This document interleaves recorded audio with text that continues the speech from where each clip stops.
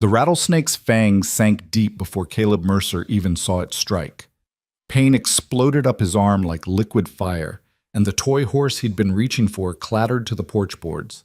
Inside the cabin, 4 babies slept, oblivious that their father was dying just feet away. Leo, 3 years old. Luke, barely 2. Hattie, 18 months. And Micah, still nursing at 6 months. No mother. No family within 50 miles. Just a widowed rancher and the venom racing toward his heart. Then, through the shimmering heat waves rising off the Wyoming dust, a figure appeared on horseback. A woman, riding straight toward his collapsing world. Before we begin this journey through heartbreak and hope, I invite you to stay with us until the very end. And please, drop a comment telling me what city you're watching from. I want to see how far this story travels. Now, let's begin. The morning had started like every morning since Sarah died. With chaos barely contained and grief pushed down so deep, Caleb could almost pretend it wasn't there. He'd woken at dawn to Micah's wailing, the baby's cries cutting through the thin walls of the ranch house like a saw through pine. His arms had moved on instinct, lifting the infant from the cradle Sarah had woven with her own hands, bouncing him against his chest, while his other hand worked to heat a bottle over the stove. The goat's milk never seemed quite right, too thin, too cold, never the perfect warmth that Sarah had somehow always achieved. Leo had appeared in the doorway then, his too serious 3-year-old face smudged with sleep. "Papa, Luke's crying again." "I know, son. I hear him."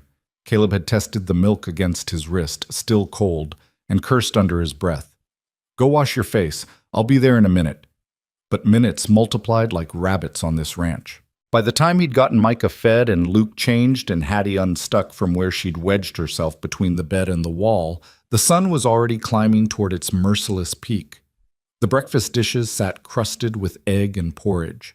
The laundry he'd meant to do yesterday had fossilized into a mountain of sour-smelling fabric.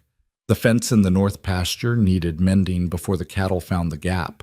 And somewhere in the middle of trying to do 17 things at once, Leo's toy horse, the one Sarah had given him for his 2nd birthday, had tumbled off the porch. Caleb should have left it. Should have told Leo they'd get it later, after the babies were down for their naps, after he'd fixed the fence, after the world stopped demanding more than one man could give. But Leo's face had crumpled with that particular devastation only a 3-year-old can muster, and Caleb was so damn tired of seeing his children sad. "Stay right there," he'd told them, settling all 4 in the front room where he could see them through the open door. "Don't move. I'll be back before you can count to 10. Luke had immediately tried to follow him. Caleb had scooped him up, carried him back inside, and started the count himself. 1, 2, 3. He'd stepped off the porch, reached down for the toy horse lying in the dust. And that's when the rattler struck. Caleb saw it only as motion, a brown blur uncoiling from beneath the porch step. He felt the impact, twin points of fire punching through the thin fabric of his shirt sleeve. Then came the pain, immediate and all-consuming, like someone had driven hot railroad spikes into his forearm. "God damn!" He jerked back, stumbling, and saw the snake retreating into the shadows, its rattle buzzing a belated warning. His arm was already swelling. 2 neat puncture marks wept blood and clear fluid, and the skin around them was turning an ugly mottled purple. Caleb's medical knowledge was limited. He knew how to set a broken bone and stitch a cut, but he knew enough about snake bites to understand he was in serious trouble. The venom was already spreading. He could feel it, a cold numbness creeping up toward his shoulder, his heart starting to hammer in his chest, as his body recognized the poison coursing through his veins. Inside, one of the babies started crying. Hattie, probably, or maybe Luke. Caleb couldn't tell anymore. Their cries had started to sound the same in the months since Sarah died, variations on a theme of motherless misery. He tried to move toward the door. His legs felt distant, unreliable. The porch seemed to tilt beneath him, and he grabbed for the railing with his good hand. Splinters bit into his palm. "Leo!" His voice came out strangled, weaker than he'd intended. "Leo, stay inside. Don't come out here." But even as he said it, he could hear small feet pattering across the floorboards. Leo appeared in the doorway, the toy horse forgotten, his eyes going wide as he took in his father's condition. "Papa, You're bleeding. I know, buddy. I need you to. Caleb's vision blurred. The world tilted again, harder this time, and his knees buckled. He caught himself against a porch post, his bad arm hanging useless at his side. I need you to be brave, okay? Can you do that? Leo nodded, tears already tracking down his dusty cheeks. Good boy. I need you to watch your brothers and sister. Don't let anyone leave the house. I just need to. What? What did he need to do? Ride 15 miles to town for a doctor? He could barely stand, cut the wound, and suck out the venom. He'd heard that worked sometimes, but his hands were shaking so badly he'd probably just bleed himself out. The truth settled over him like a blanket made of lead. He was going to die here. On this porch, in the heat, while his 4 babies waited inside for a father who would never get up again. Sarah's voice echoed in his memory. Promise me if something happens, you'll take care of them. Promise me, Caleb. He'd promised. He'd sworn it on everything holy. And now he was breaking that promise because he'd been stupid enough to reach for a goddamn toy without checking for snakes first. Inside, Micah's wails reached a new pitch. Caleb could hear Luke trying to comfort him. Shh, baby, shh, in his small, uncertain voice. The sound nearly broke what was left of Caleb's heart. His legs gave out completely. He slid down the porch post, ending up sitting with his back against the rough wood, his useless arm cradled in his lap. The venom was moving faster now. His tongue felt thick in his mouth. His breathing came in shallow gasps. Through the tears blurring his vision, through the heat shimmer rising off the hard-packed earth of the yard, Caleb saw movement. At first he thought it was a hallucination, death playing tricks on his oxygen-starved brain. A figure on horseback, dark against the bright sky, riding up the long approach to his ranch. He blinked. The figure remained, drew closer. A woman. She sat her horse like she'd been born in the saddle, her posture straight despite the obvious miles behind her. Dark hair pulled back in a practical bun, a simple traveling dress the color of creek water, and saddlebags that bulged with supplies, including what looked like a cloth-wrapped bundle he would later learn contained a loaf of bread she'd baked that morning, intending to share it with whatever family gave her directions to the new schoolhouse. The woman dismounted before her horse had fully stopped, hitting the ground with surprising grace. Her eyes took in the scene with quick intelligence. The man slumped on the porch, the swelling arm, the small face peering terrified from the doorway. Snakebite. Her voice was Eastern educated, but not soft. There was steel underneath the cultured vowels. Caleb managed a nod, tried to speak. My children. I see them. She was already moving, already taking charge with the kind of calm competence that made Caleb think of field surgeons and frontier midwives, women who'd seen too much to panic at the sight of blood. How long ago? Few minutes. Good. That's good. We have time. She knelt beside him, her hands already working at the binding of his shirt sleeve. I'm going to need you to stay conscious for me, Mr. Mercer. Caleb Mercer. Mr. Mercer. I'm Clara Whitfield. I'm the new school teacher for this district, though that hardly matters right now. What matters is keeping you alive. She ripped his sleeve clean away from the shoulder, exposing the angry wound and the discolored flesh around it. This is going to hurt. Quite badly, I'm afraid. Try not to move. She produced a knife from somewhere, small, wicked sharp, with a handle worn smooth from use. Caleb's brain, fuzzy from venom and shock, tried to understand why a schoolteacher would carry such a thing. Then the blade bit into his flesh just above the bite marks, and he stopped thinking about anything except the bright new pain that whited out his vision. Clara worked with ruthless efficiency. She made 2 quick incisions, deep enough to bleed freely, then bent her head to the wounds. Don't. Caleb tried to pull away, horrified. You'll poison yourself. Be quiet. She spat blood into the dust. The danger from ingestion is minimal if one has no open sores in the mouth, which I don't. She bent again, sucked, spat. I've done this before. Once for a field hand in Boston who was bitten by a copperhead someone had imported as a curiosity. Stupid man survived despite his own idiocy. She repeated the process 3 more times, then used strips torn from her own petticoat to bind the wounds tightly. Her hands never shook. Her eyes never left her work. Now then. She sat back on her heels, studying him with eyes the color of creek stones after rain. You're not going to die, not today. But you're going to feel like death warmed over for the next several hours. How many children do you have? 4. The word came out slurred. The world was going soft at the edges, darkness creeping in from the corners of his vision. 4 babies. Wife died. No one else. If I die... You're not dying. I just told you that. Clara stood, brushing dust from her skirts with brisk motions. But you are going into shock, and you won't be caring for anyone until that passes. So I'm going to need to tend your children. Will they let a stranger handle them? Have to. Caleb's eyes were closing despite his best efforts. No choice. There's always a choice, Mr. Mercer. Today we're choosing to keep you and your children alive. Everything else can wait. She turned towards the house, where Leo still stood frozen in the doorway, and Caleb heard her voice go soft in a way it hadn't been while she worked on him. Hello there, sweetheart. What's your name? Leo's voice was barely a whisper. Leo Mercer, ma'am. It's very nice to meet you, Leo. My name is Miss Clara. I'm going to help your papa get better, but I need your help to do it. Can you be my helper? A pause. Then, yes, ma'am. Wonderful. First, I need you to tell me how many brothers and sisters you have. 2 brothers and a sister. Luke is 2. Hattie is, I don't remember, baby. And Micah is the baby. 4 children under 3 years old.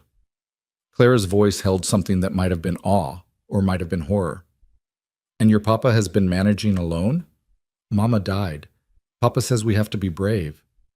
Your papa is right, and you're being very brave right now. I'm proud of you. She climbed the porch steps, paused beside where Caleb sat. Her hand came down on his shoulder, steady and surprisingly strong. Mr. Mercer, I'm taking your children inside where it's cooler. I'm going to get them settled, and then I'm going to get you settled. After that, I'm riding to town for a proper doctor. Do you understand? Caleb tried to nod. His head lolled forward instead. Good enough. Her voice came from farther away now, from inside the house. Leo, show me where you keep the water and where your papa keeps the medical supplies, if he has any. Caleb lost time after that. He was aware of being moved, strong arms under his shoulders, his boots scraping across wood, the blessed coolness of shade. Someone pressed a tin cup to his lips and he drank without thinking, water cutting through the thickness in his throat. When he surfaced again, he was lying on the settee in the front room. The babies were quiet, an ominous sign under normal circumstances, but now it felt like a miracle. Through half-closed eyes, he could see Clara moving around his house with purpose, Leo trailing after her like a duckling following its mother. She'd found the medical kit Sarah had assembled, herbs and tinctures and bandages kept in an old ammunition box. Clara sorted through it with quick efficiency, selecting what she needed and discarding the rest. Your mama was a prepared woman, she said to Leo, not looking up from her work. These herbs are well chosen. Is this willow bark? I don't know, ma'am.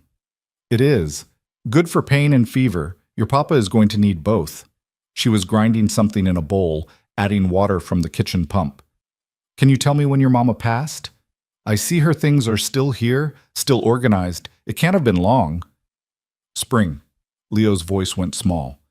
She went to sleep and didn't wake up. Papa says she's with the angels now. Clara's hands paused in their work for just a moment. When she spoke again, her voice was gentler than Caleb had yet heard it. I'm sure she is. And I'm sure she's very proud of what a good helper you're being. She brought the bowl to Caleb, helped him sit up enough to drink. The mixture was bitter as sin, but he got it down. Almost immediately, he could feel it working, not taking away the pain, but making it distant, manageable. Rest now, Clara told him. I'm going to see to your children, and then I'm going to ride for help. Your neighbor, do you have neighbors? Fletcher. The word came easier now, his tongue loosening as whatever herb mixture she'd given him took effect. Tom Fletcher, 5 miles south. Has a wife. I'll find them. She stood, already moving toward where Micah's cries had started up again. Sleep if you can, Mr. Mercer. You're going to need your strength. Caleb wanted to protest, wanted to tell her she didn't need to do this, that he'd manage somehow, that he couldn't possibly impose on a stranger this way. But his eyes were closing again, and the darkness was warm and welcoming, and somewhere in the distance he could hear Clara's voice singing something soft to Micah. A lullaby he didn't recognize, in a voice that made his chest ache with something that wasn't just venom. He let himself fall into sleep.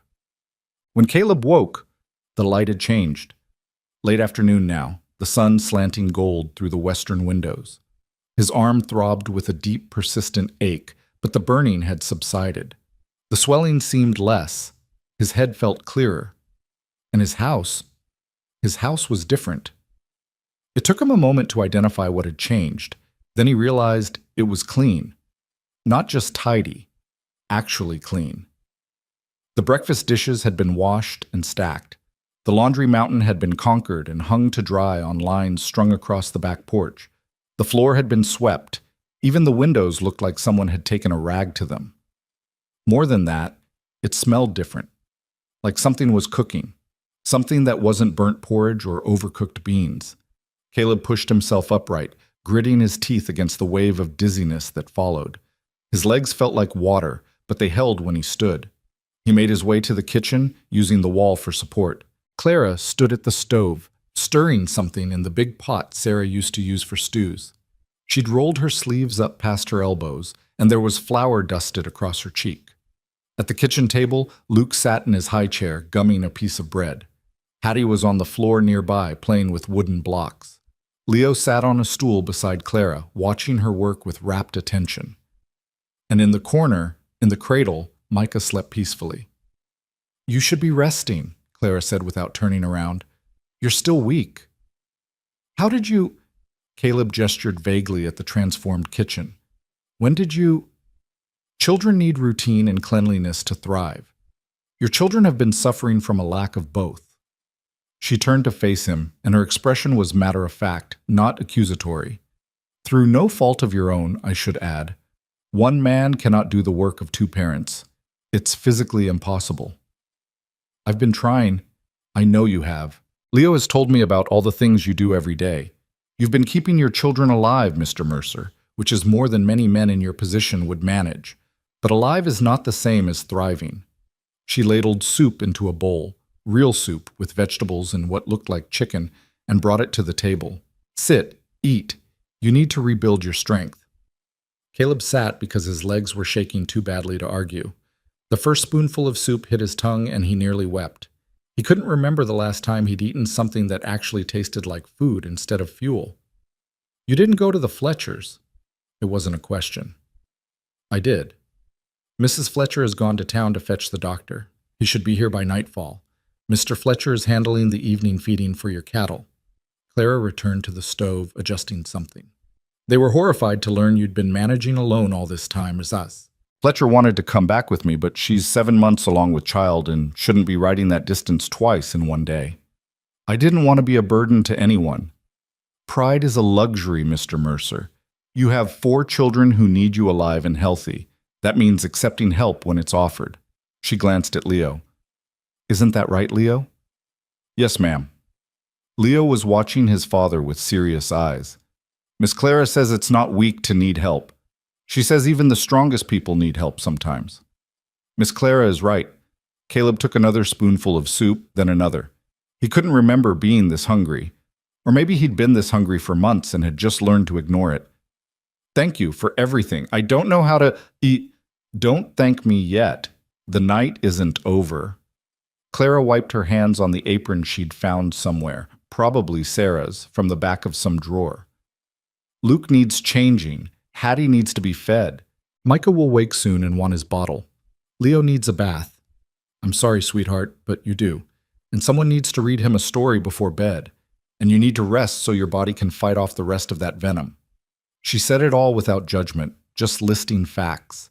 But hearing it laid out like that made Caleb realize just how impossible his daily life had become. How he'd been failing his children while thinking he was doing fine. "I can help with some of that," he said quietly. "You can supervise. And you can tell me where things are. But the heavy lifting, as it were, is going to be mine tonight." Clara turned to face him fully, and her expression was kind but firm. "You nearly died today, Mr. Mercer. Your children nearly became orphans. The only reason that didn't happen is because I happened to be riding past at precisely the right moment. Some would call that luck. I call it providence. Either way, I'm not about to let you waste it by pushing yourself too hard too fast. Caleb wanted to argue, wanted to insist he was fine, that he could handle his own children, that she didn't need to stay. But Luke chose that moment to start fussing, and when Clara moved to pick him up, the little boy went to her without hesitation, settled against her shoulder like he'd known her his whole life. Something cracked inside Caleb's chest. "How long can you stay?" The question came out rougher than he'd intended. Clara met his eyes over Luke's head. "How long do you need me?" "I don't know. A few days? Until I'm steady on my feet again?" "Then that's how long I'll stay." She said it simply, as if it cost her nothing, as if upending her entire life to care for a stranger's children was just something people did. "The schoolhouse can wait. You have a more pressing need. But your position will still be there next week. The children of this district have gone without a teacher for 6 months already. Another week won't hurt them." She shifted Luke to her other hip and started toward the back room. "Now, if you'll excuse me, I have a toddler to change and a baby who's about to wake up demanding his supper. Eat your soup, Mr. Mercer. Try to stay upright. If you feel faint, call for me." She disappeared into the back room, Luke babbling contentedly in her arms, and Caleb was left staring at his soup. Leo climbed down from his stool and came to stand beside his father's chair. His small hand found Caleb's good arm. "Papa, I like Miss Clara." "I know, buddy. Is she going to stay forever?" "Forever." The word hung in the air like a prayer Caleb didn't have the courage to speak. "I don't know. I hope she does." Leo leaned against his father's side, warm and solid and alive. "She makes the sad go away a little bit." Caleb pulled his son close with his good arm, pressing his face against Leo's hair. And for the first time since Sarah died, he let himself imagine it. A house that wasn't just silent grief and desperate survival, children who laughed instead of just crying. Someone to share the burden that had been crushing him into dust for months. Someone like Clara Whitfield, who had appeared out of nowhere with nothing but competence and kindness, and a loaf of bread she hadn't even had time to offer before she was elbow deep in saving his life. From the back room came the sound of Clara singing again, that same unfamiliar lullaby, something about stars and shepherds and finding your way home in the dark. Caleb closed his eyes and listened, and for the first time in longer than he could remember, he felt something that might have been hope. The doctor arrived just after sunset, riding hard with Mrs. Fletcher, following on a slower mare. Dr. Harrison was a grizzled man in his 60s who'd seen everything the frontier could throw at a human body and had developed a permanently skeptical expression as a result. He examined Caleb's arm by lamplight, prodding the wound with fingers that had forgotten how to be gentle decades ago. Clara stood nearby, arms crossed, watching every move he made with the intensity of a hawk watching a snake near its nest. "You're lucky," Harrison finally grunted, sitting back. Whoever treated this knew what they were doing. Clean incisions, good draw on the venom, proper binding. Another hour without treatment, and we'd be having a very different conversation. He glanced at Clara. "This your work?" "It is." "Where'd you learn it?" "Boston. A physician there took on female students for practical training. He believed women should know how to handle medical emergencies since we're often the only ones present when they occur."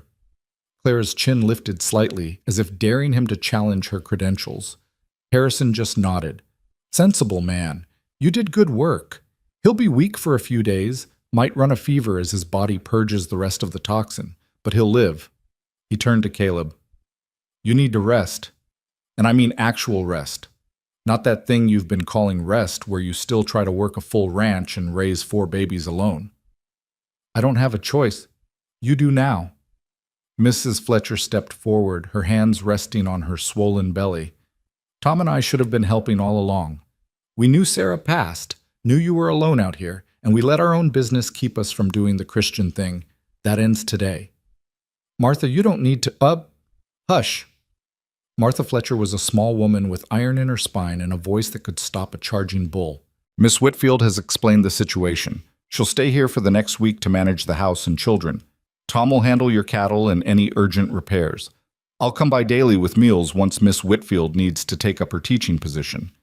And you, Caleb Mercer, will rest and recover and let people help you for once in your stubborn life. Caleb looked from Martha to Clara to Dr. Harrison, all of them watching him with expressions that made it clear this wasn't up for debate.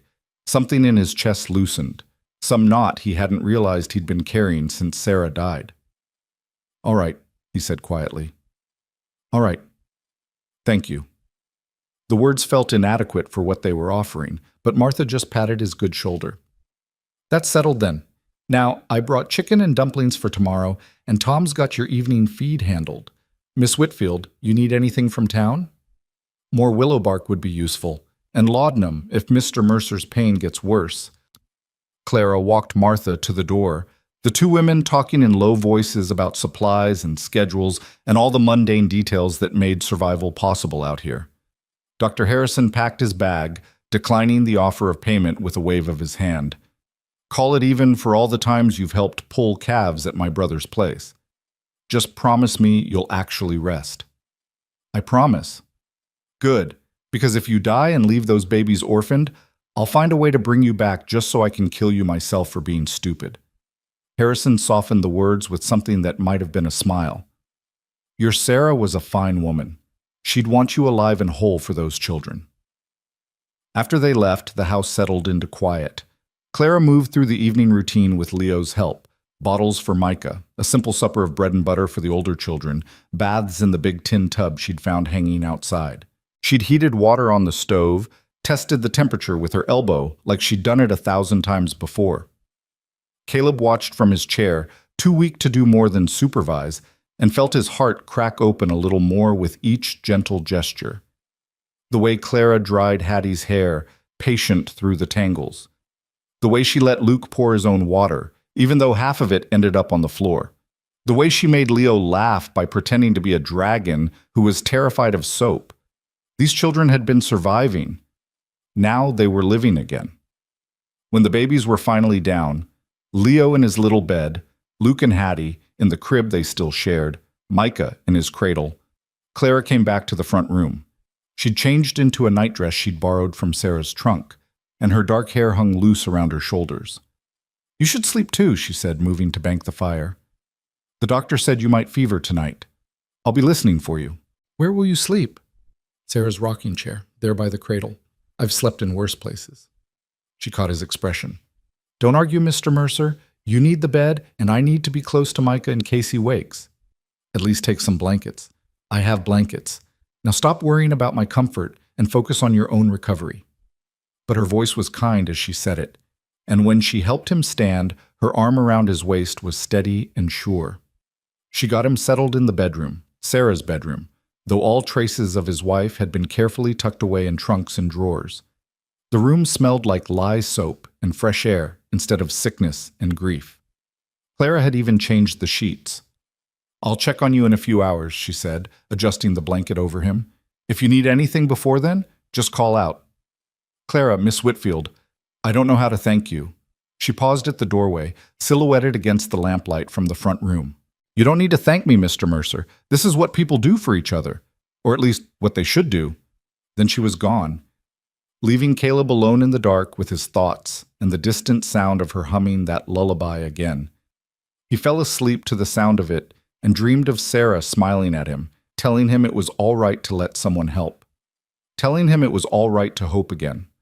The fever came just before midnight, hot and sudden as a prairie fire. Caleb woke tangled in sheets soaked with sweat, his body shaking so hard his teeth rattled. The room spun around him, shadows stretching and warping into nightmare shapes. "Sarah?" He didn't mean to say it, but the word tore out of him anyway. "Sarah, I'm sorry. I tried. I couldn't." Cool hands touched his face.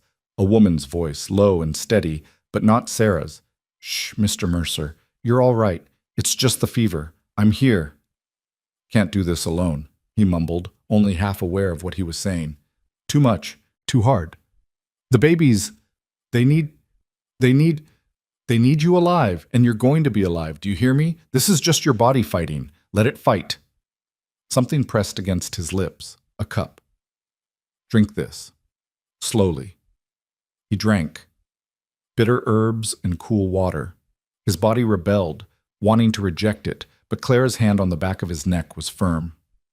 Again, one more swallow. He managed it. The room slowly stopped spinning quite so fast. Good. Her voice came from farther away now. He heard water being wrung from cloth, then coolness on his forehead, his chest, his arms. The fever will break soon. Dr. Harrison said it would come, and it has. Now it just needs to run its course. Stay. The word came out desperate, childish. Please, don't want to be alone. I'm not going anywhere. The bed dipped as she sat on the edge of it. Her hand found his, squeezed gently. Sleep if you can. I'll be right here. Caleb held onto her hand like a drowning man holds driftwood and let the fever carry him under again. When he surfaced next, gray dawn light was creeping through the windows and his nightshirt was dry. The fever had broken. Clara sat in the chair beside the bed, her head tilted at an uncomfortable angle, dead asleep. Their hands were still clasped together on top of the blanket. Caleb studied her in the thin morning light. Without the constant motion that characterized her waking hours, he could see the exhaustion in her face, the shadows under her eyes, the fine lines at the corners of her mouth that spoke of worries carried and sorrows endured. She wasn't a young woman, probably 30, maybe 32, old enough to have lived, to have lost things, to know that life out here wasn't the romantic adventure the Eastern newspapers made it out to be. And yet she'd stayed, had ridden for help, cleaned his house, tended his children, sat up all night with a fevered stranger. Why? As if sensing his scrutiny, Clara's eyes opened. For a moment she looked disoriented. Then awareness returned and she straightened in the chair, wincing at the stiffness in her neck. You're awake and lucid. She reached out to touch his forehead with the back of her hand. Fever's gone. How do you feel? Like I was trampled by cattle, but alive. He realized he was still holding her hand and reluctantly let go.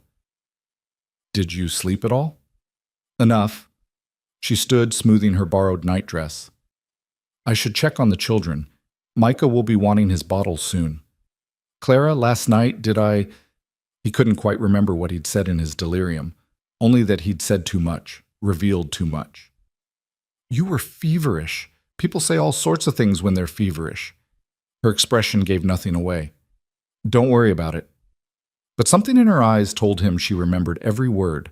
The next 3 days passed in a blur of slowly returning strength and domestic routine.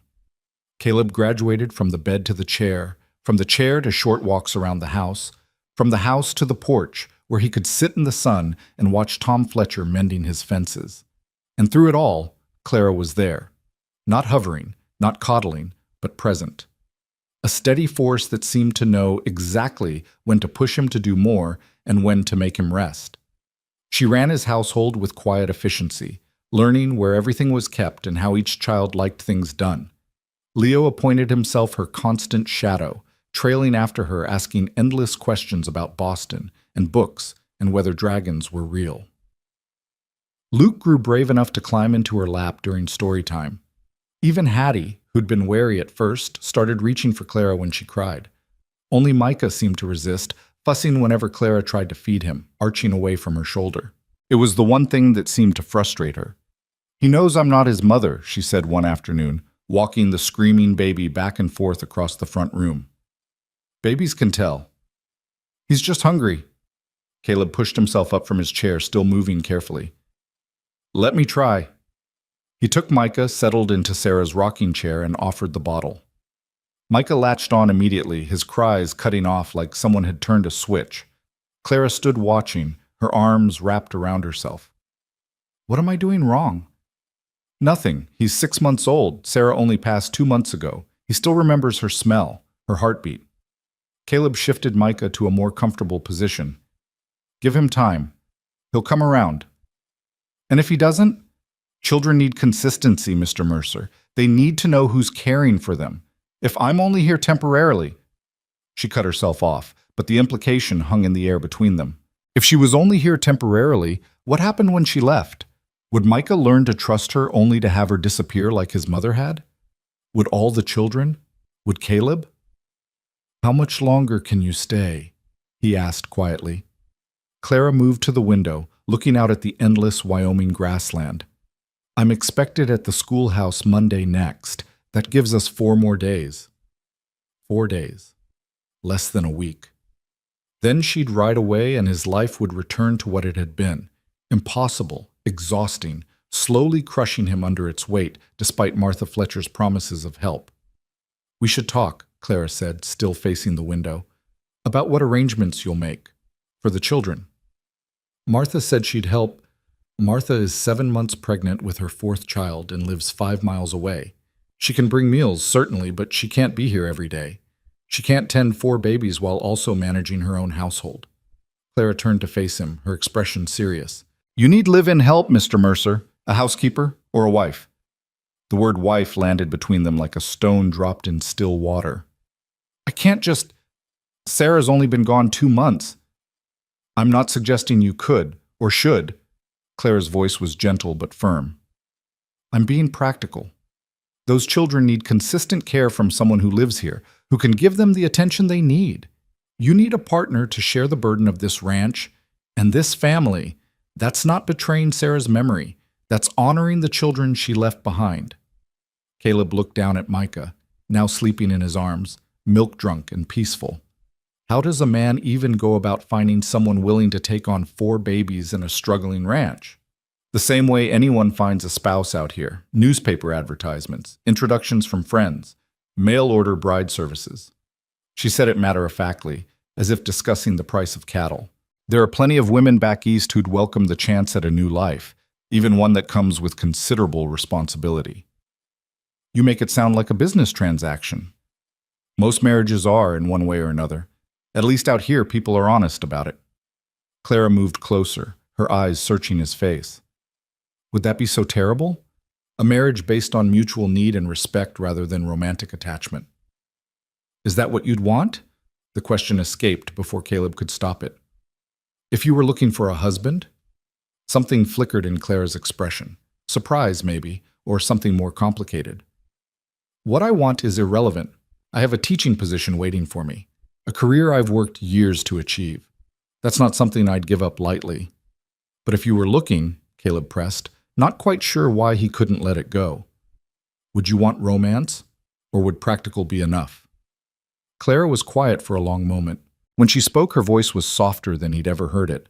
I think I'd want what most people want. To be seen. To be valued. To build something worthwhile with another person. She paused. But I stopped believing in romantic love a long time ago, Mr. Mercer. Life has a way of teaching you that practical partnerships often last longer than passionate ones. There was a story there, heartbreak probably, or disillusionment. Caleb wanted to ask, but Leo chose that moment to burst through the door, covered in mud and grinning. "Miss Clara, Papa, come see. I caught a frog." The moment broke. Clara's expression shifted back to practical efficiency. "Did you? Well, let's get you cleaned up before you show us. You're tracking mud everywhere." She herded Leo toward the kitchen, leaving Caleb alone with his sleeping baby and thoughts that wouldn't settle. That evening, after the children were in bed, Clara made coffee and brought it out to the porch where Caleb sat watching the stars emerge. She settled into the other chair without asking permission, her presence comfortable in a way that made his chest ache. They sat in silence for a while, sipping coffee, listening to crickets and the distant lowing of cattle. Finally, Clara spoke. "Tell me about Sarah." Caleb wasn't sure he could, wasn't sure he should. But something about the darkness and Clara's patient silence made the words come easier than they had in months. She was practical. Like you, actually. We married young. I was 19, she was 17, and neither of us had romantic notions about what life out here would be. We were partners more than anything. Good partners. He traced the rim of his coffee cup. She wanted children badly. We lost 2 before Leo. One was too early, one was stillborn. The doctor said she shouldn't try again, that the pregnancies were too hard on her, but Sarah was stubborn. "Leo, Luke, Hattie, and Micah," Clara said softly. 4 babies in 4 years. The last one nearly killed her. Micah came early and there were complications. She never really recovered. Caleb's voice went rough. She got weaker and weaker. Finally just went to sleep one night and didn't wake up. Doctor said her heart gave out, said her body just couldn't take anymore. And you blame yourself. It wasn't a question, but Caleb answered anyway. I should have stopped her, should have been stronger, should have said no to more children, but she wanted them so badly, and I couldn't deny her anything. That's not how marriage works, Mr. Mercer. She made her own choices, adult choices, knowing the risks. Clara set down her coffee cup. You can't shoulder responsibility for decisions she made about her own body. Just tell that to the voice in my head that says I killed her. That voice is grief talking, and guilt. Neither one is rational. She turned in her chair to face him. Your wife chose to have those children, chose to take those risks, because she wanted them to exist more than she wanted her own safety. That's not your fault. That's her love for them. Caleb felt something hot behind his eyes. He blinked it back. How did you get so wise about grief? Practice. Clara's voice went distant. I was engaged once, 5 years ago. He was a professor at the college, brilliant and charming. We had everything planned, a spring wedding, a house near the campus, a life built around books and ideas. She paused. Then I found out he was also engaged to a merchant's daughter in Connecticut. Had been for 3 years. I was just his Boston diversion. Christ, Clara. It's all right. It taught me valuable lessons about romantic love and the reliability of men. She said it without bitterness, just fact. After that, I focused on my education, on building a career, on becoming someone who didn't need rescuing or romantic attachment to have a worthwhile life. Is that why you came out here? To get away from Boston? Partially, also because teaching positions for women in Boston are scarce and underpaid.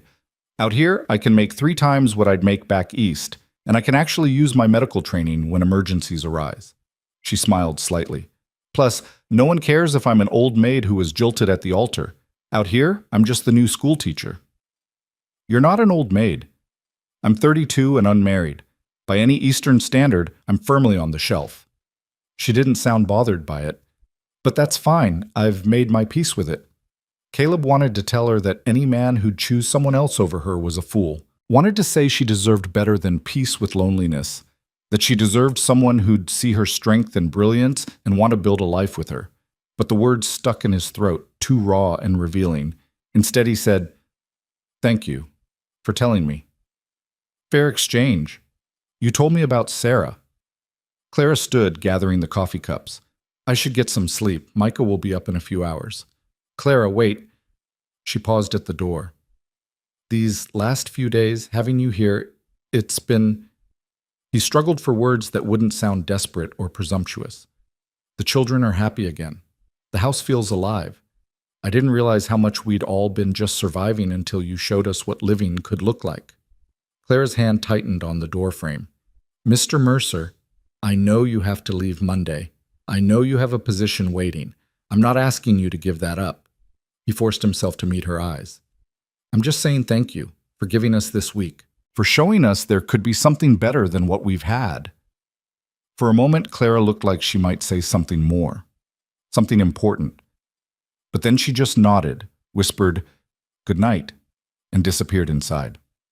Caleb sat alone on the porch, watching stars wheel overhead, and wondered if he was a fool for wishing she could stay. The 4th day dawned clear and bright.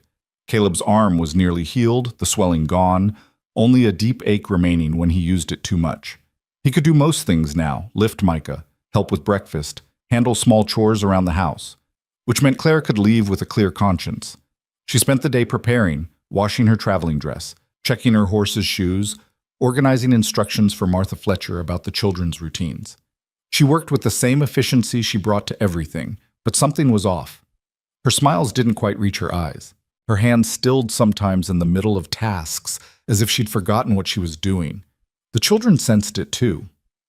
Leo grew clingy, following Clara everywhere. Luke cried at the smallest frustrations. Even Hattie seemed fussier than usual. Only Micah seemed oblivious, finally starting to accept Clara's care without fighting. He'd taken a bottle from her that morning without fussing, and when she'd picked him up after his nap, he'd nestled against her shoulder like he'd been doing it his whole life. Clara had looked devastated. That evening, after supper but before bed, Clara gathered all 4 children in the front room. Caleb watched from the kitchen doorway as she knelt to their level, her expression gentle but serious. I need to tell you something, she said, taking Leo's hand. Tomorrow, I have to go to the schoolhouse. There are other children waiting for a teacher, and I promised I'd come. Leo's face crumpled. But we need you here. I know, sweetheart. And your papa is strong enough now to take care of you again. Plus, Mrs. Fletcher is going to come help. Mrs. Fletcher isn't you. Tears spilled down Leo's cheeks. Please don't go. Please. We'll be good. We promise. Oh, Leo. Clara pulled him into her arms. This has nothing to do with you being good. You've all been wonderful, the best children I could have asked for. Then why are you leaving? Luke asked, his voice small. Because I have a job to do. Just like your papa has a job taking care of this ranch, I have a job teaching children. It's important work. We're important too, Leo said into her shoulder. You are. You're so important. Clara's voice broke slightly. Which is why I need to make sure you're properly cared for before I go. And your papa. She looked up at Caleb, something complicated in her expression. Your papa loves you more than anything in this world. He's going to take wonderful care of you. But Caleb could see the doubt in her eyes. The same doubt that had been growing in him all week. One man couldn't do this. Not well. Not in a way that would let his children thrive instead of just survive. He needed help. Real, permanent help. He needed Clara. But she had a life waiting. A career she'd worked years to achieve. He couldn't ask her to give that up for 4 children who weren't hers and a man she barely knew. Could he?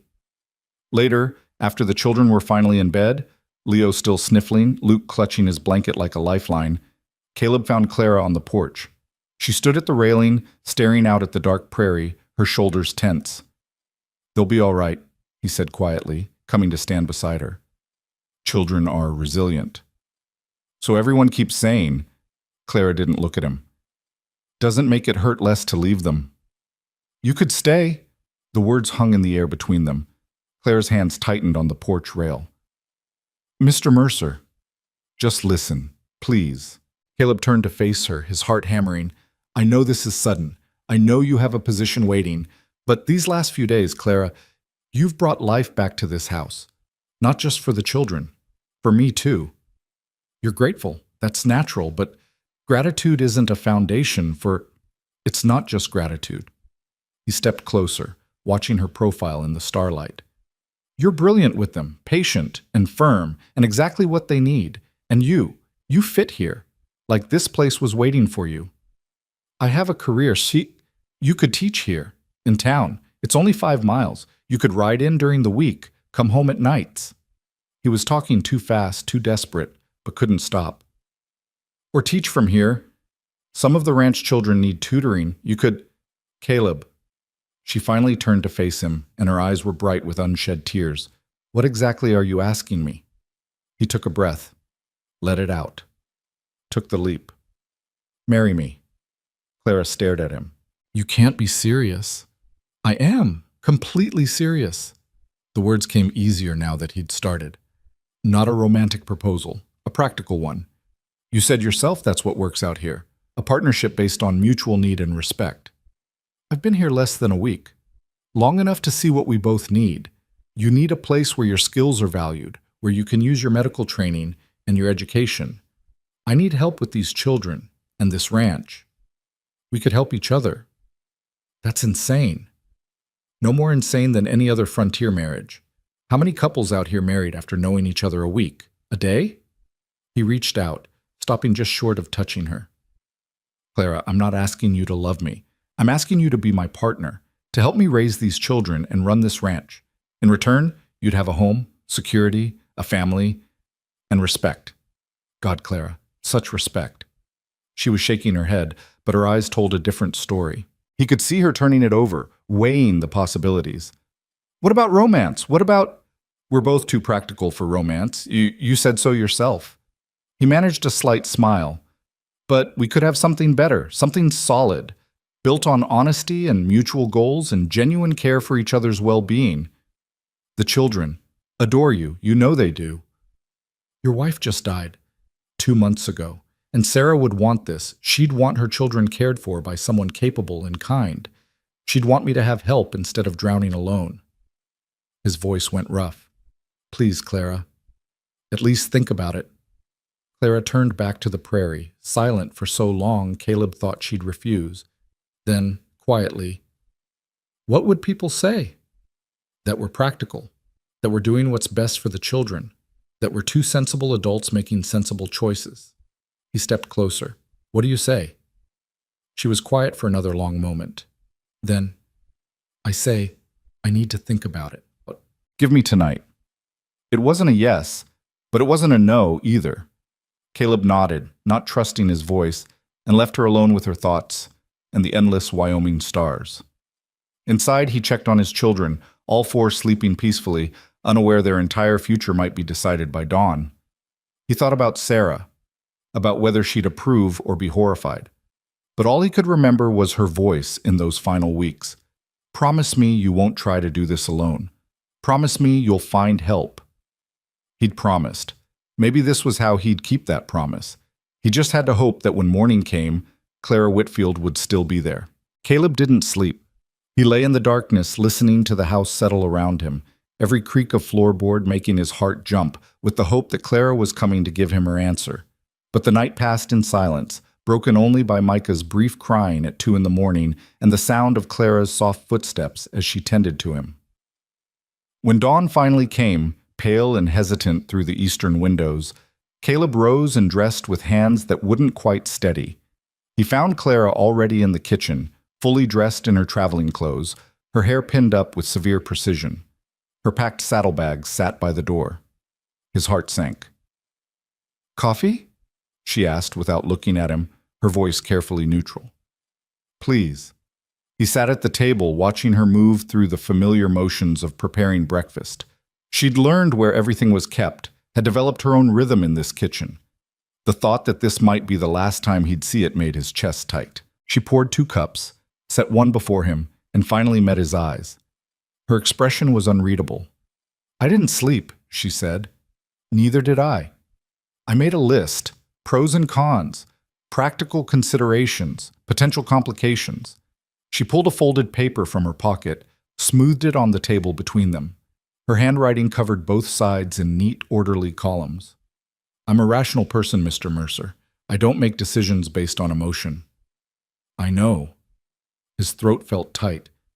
What did your list tell you? Clara was quiet for a moment, her finger tracing the edge of the paper. It told me that logically, your proposal makes sense. I need security and purpose. You need help. The children need consistent care. A marriage of practical convenience would solve multiple problems for both of us. But logic isn't the only consideration. She looked up at him, and he was startled to see uncertainty in her eyes, the first real vulnerability she'd shown since she'd ridden up to his dying body a week ago. What if I'm not enough? What if the children grow to resent me for not being their real mother? What if you wake up one day and regret binding yourself to someone you barely know? What if none of those things happen? Caleb leaned forward, willing her to hear him. What if instead you become the mother they need? What if we build something good together? What if we both stop being so damn lonely? The last words came out rawer than he'd intended. Clara flinched slightly, but didn't look away. I'm scared, she admitted quietly. I don't scare easily, but this terrifies me. The idea of tying my entire future to a man I've known for 6 days, to children who aren't mine, to a life I never planned. I'm scared too. Caleb reached across the table, stopped just short of taking her hand. Sarah and I grew up together. I'd known her my whole life when we married. And I still got things wrong, still made mistakes, still had moments where I didn't know what I was doing. Marriage is terrifying, no matter how well you know someone. That's not reassuring. I'm not trying to reassure you. I'm trying to be honest. He finally took her hand, felt her fingers cold against his palm. I can't promise this will be easy. I can't promise you won't have regrets. But I can promise I'll respect you, value you, work beside you as an equal partner, and I can promise those children in there will love you like you're the answer to every prayer they've said since their mother died. Clara's eyes were bright now, tears threatening to spill. I wanted more time, to think, to be certain. How much time would be enough? A week? A month? A year? Caleb squeezed her hand gently. Sometimes you just have to take the leap and trust you'll figure out how to fly on the way down. She laughed, a sound caught between sob and genuine amusement. That's terrible advice. It's frontier advice. We're all just figuring it out as we go. He paused. What does your gut tell you, Clara? Not your list, not your logic. Your gut. Clara closed her eyes, took a shaking breath, and when she opened them again, something had shifted in her expression. Some decision made, some bridge crossed. My gut tells me I already love those children, that leaving them will break something in me I'm not sure I can fix. Her voice was barely above a whisper. My gut tells me I've been lonely for so long I forgot what it felt like to be needed, to be part of something larger than myself. And? She pulled her hand from his, picked up her carefully written list, and tore it cleanly in half. Then in half again, and again, until it was confetti on the kitchen table. And my gut says logic is overrated. She met his eyes, and for the first time since he'd known her, Clara Whitfield smiled with her whole face. Yes, I'll marry you. The relief that crashed through Caleb nearly buckled his knees. You will? I will. On one condition. Anything. We're honest with each other, always. No pretending, no polite fictions, no suffering in silence. If this is going to work, we need to be genuine partners. That means real communication, even when it's uncomfortable. Caleb stood, moved around the table, and took both her hands in his. Deal. Honest partnership. Starting now. Starting now, she echoed, and then she was in his arms, trembling slightly, and he was holding her like she might disappear if he loosened his grip. They stood that way for a long moment, two practical people who'd just made the most impractical decision of their lives, until Leo's voice called from the bedroom. Miss Clara, Papa, I'm hungry. Clara pulled back, laughing and wiping her eyes. I suppose we should tell them. Together? Together. They found all four children awake, Leo trying to help Luke out of the crib, while Hattie stood holding the rails, and Micah kicked his legs in the cradle, working up to a proper cry. Good morning, darlings, Clara said, and Caleb heard the difference in her voice, the shift from temporary caregiver to something more permanent. We have some news. Leo froze, his face going wary. You're still leaving? Actually, no, I'm staying. Clara knelt so she was at his eye level. Your papa and I talked last night, and we've decided, if it's all right with you, that I'm going to stay here, forever. Leo's eyes went wide. Forever, forever? Forever, forever. I'm going to marry your papa and become, well, I suppose I'll become your new mother, if that's something you'd want. For a moment, Leo just stared at her. Then he launched himself into her arms with such force he nearly knocked her over, sobbing into her shoulder. Yes, yes, I want that. Please don't go. Please. Luke, not fully understanding but catching his brother's emotion, started crying too. Hattie joined in on principle, and Micah, feeling left out, added his voice to the chaos. Clara held Leo tight, tears streaming down her own face, while Caleb scooped up Luke and Hattie, and for several minutes the kitchen was nothing but crying and laughter, and the kind of messy, overwhelming emotion that comes when something broken starts to heal. Finally, when everyone had calmed down enough to breathe, Leo pulled back and looked up at Clara with serious eyes. Can I call you Mama, or is that wrong because you're not my real Mama? Clara's face crumpled for a moment before she composed herself. Your real Mama will always be your real Mama, sweetheart. No one can replace her. But if you want to call me Mama too, I would be honored. You can have two Mamas, one who's watching over you from heaven and one who's here taking care of you on earth. Leo considered this carefully. Then, Mama Clara? Perfect. Clara kissed his forehead. Absolutely perfect. The practical arrangements happened with frontier speed. Martha Fletcher, when she learned the news later that morning, declared it the most sensible thing Caleb Mercer has done since Sarah passed, and immediately began planning. The wedding would be small, just the Fletchers, Dr. Harrison, and a handful of neighboring families. They'd hold it at the ranch in 4 days, giving Clara time to send word to the school board that she wouldn't be taking the teaching position and to write to Boston to formally close that chapter of her life. 4 days? Clara said that first evening, standing in the doorway of what would soon be their shared bedroom. Is that too fast? Out here? That's practically an engagement period. Caleb was changing Micah on the bed, trying to ignore the awkwardness of the situation. In 4 days, this would be their room, their bed, their life. Having second thoughts? Constantly. You? Every other minute. He finished with Micah's diaper, lifted the baby to his shoulder. But every time I see you with them, every time I watch you move through this house like you've always belonged here, the doubts get quieter. Clara stepped fully into the room, trailing her fingers along Sarah's dresser. I need to ask you something, and I need you to be honest. Always. Sarah's things, her clothes, her jewelry, her personal items. Clara turned to face him. I don't want to erase her. This was her home, her family, but I also can't live as a ghost in her shadow. We need to find a balance. Caleb looked around the room, seeing it through Clara's eyes. Sarah's hairbrush still on the dresser, her shawl on the back of the chair, her presence everywhere, preserved like a shrine. You're right. The words hurt, but they were true.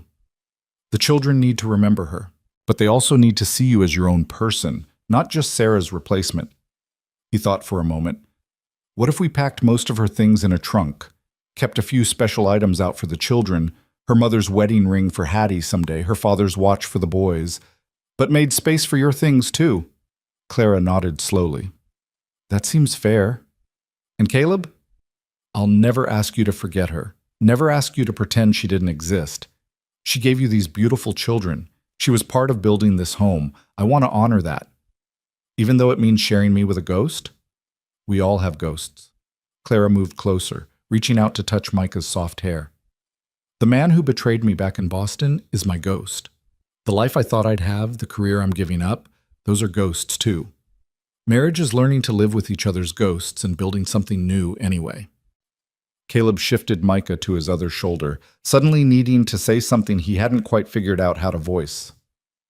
I can't promise I'll love you, not romantic love, not the way I loved Sarah. I know. But I can promise I'll care for you, protect you, stand beside you, build a good life with you. He met her eyes. Is that enough? Clara was quiet for a long moment, then, it's more than I had before. More than I expected to find when I rode up to your ranch last week. She smiled slightly. Besides, romantic love is overrated. I'll take practical partnership over passion any day. Liar. She laughed, startled. Excuse me? You're lying, to me or to yourself, I'm not sure which. Caleb smiled to soften the words. You want to be loved, Clara. Really loved. Not just valued or respected or appreciated, loved. You're just scared to admit it. Now who's not being practical? Maybe I'm tired of being practical. Maybe watching you with my children this past week has reminded me that there are things worth wanting, even if they're not logical. He paused. I can't promise I'll fall in love with you, but I can promise I'll try. I'll show up every day and try to build something that might grow into love. Is that enough? Clara's eyes were bright again, and when she spoke, her voice was thick. Yes, that's enough. They married on a Sunday afternoon with storm clouds gathering on the horizon and the wind picking up, carrying the scent of rain. Clara wore a simple dress she'd altered from one of Sarah's, practical cream-colored cotton with lace at the collar. She'd spent the previous 3 days sewing, taking in seams and adding new buttons, transforming something that had been Sarah's into something that was hers while still honoring the woman who'd worn it first. Caleb watched her walk across the yard toward where he stood with Reverend Matthews, and his breath caught. She wasn't beautiful in any conventional sense. Her features were too strong, her manner too forthright, her age too far from the youthful bloom society valued. But she was striking, confident, real in a way that made every other woman he'd ever known seem like watercolor paintings compared to oil. Leo walked beside her, appointed ring bearer, and taking his job with utmost seriousness. Luke toddled behind, occasionally distracted by rocks. Martha Fletcher carried Hattie on one hip and Micah on the other, bringing up the rear like a practical ant managing chaos. When Clara reached him, she met his eyes with an expression that was equal parts terrified and determined. Caleb took her hand, squeezed gently. Still time to run, he whispered. Where would I go? I already sent my resignation to the school board. Fair point. Reverend Matthews cleared his throat. He was a circuit preacher who covered 5 counties, officiating at weddings and baptisms and funerals with equal efficiency. He'd known Sarah, had presided at her funeral, and Caleb could see the questions in his eyes about whether this remarriage was too fast, too soon, too suspicious in its convenience. But he began the ceremony anyway, his voice carrying over the rising wind. Dearly beloved, we are gathered here today to join this man and this woman in holy matrimony. Marriage is not to be entered into lightly, but with full knowledge of the commitment being made. His eyes moved between Clara and Caleb. Mr. Mercer, Miss Whitfield, you come here today as 2 individuals who have faced hardship and loss. You come seeking partnership, seeking to build a family together. Do you both enter into this union freely and with clear understanding of what you're undertaking? We do, they said in unison. Matthews nodded. Marriage in the frontier is both different and the same as marriage anywhere else. Different because out here we depend on each other for survival in ways city folk can't imagine. Same because at its core, marriage is about 2 people choosing each other every day, through hardship and joy, sickness and health, poverty and prosperity. He looked at Caleb. Caleb Mercer, do you take this woman to be your lawfully wedded wife? To honor her, respect her, provide for her, and stand beside her through all the days of your life? Caleb thought of Sarah, of the promises he'd made 18 years ago to a girl he'd known his whole life. These words were the same, but everything else was different. He was different, older, wounded, carrying grief and 4 small lives that depended on him. And Clara was different from Sarah in every way that mattered. But that didn't make this less real, less binding, less important. I do, he said firmly. Matthews turned to Clara. Clara Whitfield, do you take this man to be your lawfully wedded husband, to honor him, respect him, support him, and stand beside him through all the days of your life? Clara's hand tightened in his. For a moment, Caleb thought she might actually bolt. Then she took a breath and spoke with the same calm competence she'd shown when drawing venom from a snakebite. I do. The rings? Leo stepped forward, so careful with the 2 simple gold bands Tom Fletcher had helped Caleb buy in town. Sarah's wedding ring was packed away for Hattie. These were new. A fresh start. A different promise. Caleb slipped the first ring onto Clara's finger. With this ring, I pledge you my faith, my loyalty, and my partnership. I promise to build a life with you based on honesty and respect. I promise to stand beside you, not ahead of you or behind you, but beside you as an equal. It wasn't the traditional vow. Matthews looked like he might object, but Clara was already sliding the second ring onto Caleb's finger, her voice steady. With this ring, I pledge you my strength, my care, and my commitment. I promise to honor your children as my own, to help shoulder the burdens of this life, and to be a true partner in all things. Matthews hesitated, then apparently decided frontier weddings allowed for some flexibility. By the power vested in me by the territory of Wyoming and the Methodist Episcopal Church, I now pronounce you husband and wife. He looked at Caleb. You may kiss your bride. Caleb hesitated. They discussed this moment briefly, both of them awkward about the physical realities of marriage. Claire had been clear that she expected the marriage to be real in all ways. I'm not interested in a celibate partnership, she'd said bluntly, but they'd agreed to take things slowly, let intimacy develop naturally. But this kiss was just ceremony, just symbol. He leaned forward, pressed his lips gently to hers. It was brief, chaste, probably unsatisfying to the small crowd of neighbors watching. But in that moment, Caleb felt something shift, felt the reality of what they'd just done settle over both of them like a blanket. Clara Whitfield was now Clara Mercer, his wife, his partner, the mother of his children. The weight of it was terrifying and exhilarating in equal measure. The wedding celebration was simple, food laid out on makeshift tables in the yard, Martha's famous apple pie, Tom Fletcher's fiddle providing music. The children ran wild, released from the solemnity of the ceremony. Leo kept introducing Clara to everyone as my new mama, his pride evident in every word. Even Micah seemed content, passed from arm to arm, smiling at the attention. As evening drew on and neighbors began to depart, offering congratulations and advice and promises to visit, Caleb found himself standing beside Clara, watching the sun set in brilliant oranges and reds. "Mrs. Mercer," he said quietly, testing out the name. "That's going to take getting used to." Clara glanced at him. "This morning I was Clara Whitfield, spinster schoolteacher from Boston. Tonight I'm Clara Mercer, frontier wife and mother of 4. It's disorienting." "Regrets already?" "No." She said it firmly. "Uncertainties, yes. Fear, absolutely. But not regrets, not yet anyway." Honest answer. "We promised honesty." Clara turned to face him fully. "Caleb, I need you to understand something. I'm going to make mistakes, lots of them. I've never been a wife or a mother. I'm going to do things wrong, say things wrong, handle situations poorly. So will I. I've been a widower with 4 babies for 2 months. I barely know what I'm doing from one day to the next. Then we'll figure it out together." Clara held out her hand. "Partners?" Caleb took her hand, felt the unfamiliar weight of the wedding ring on her finger. "Partners." The first night was awkward.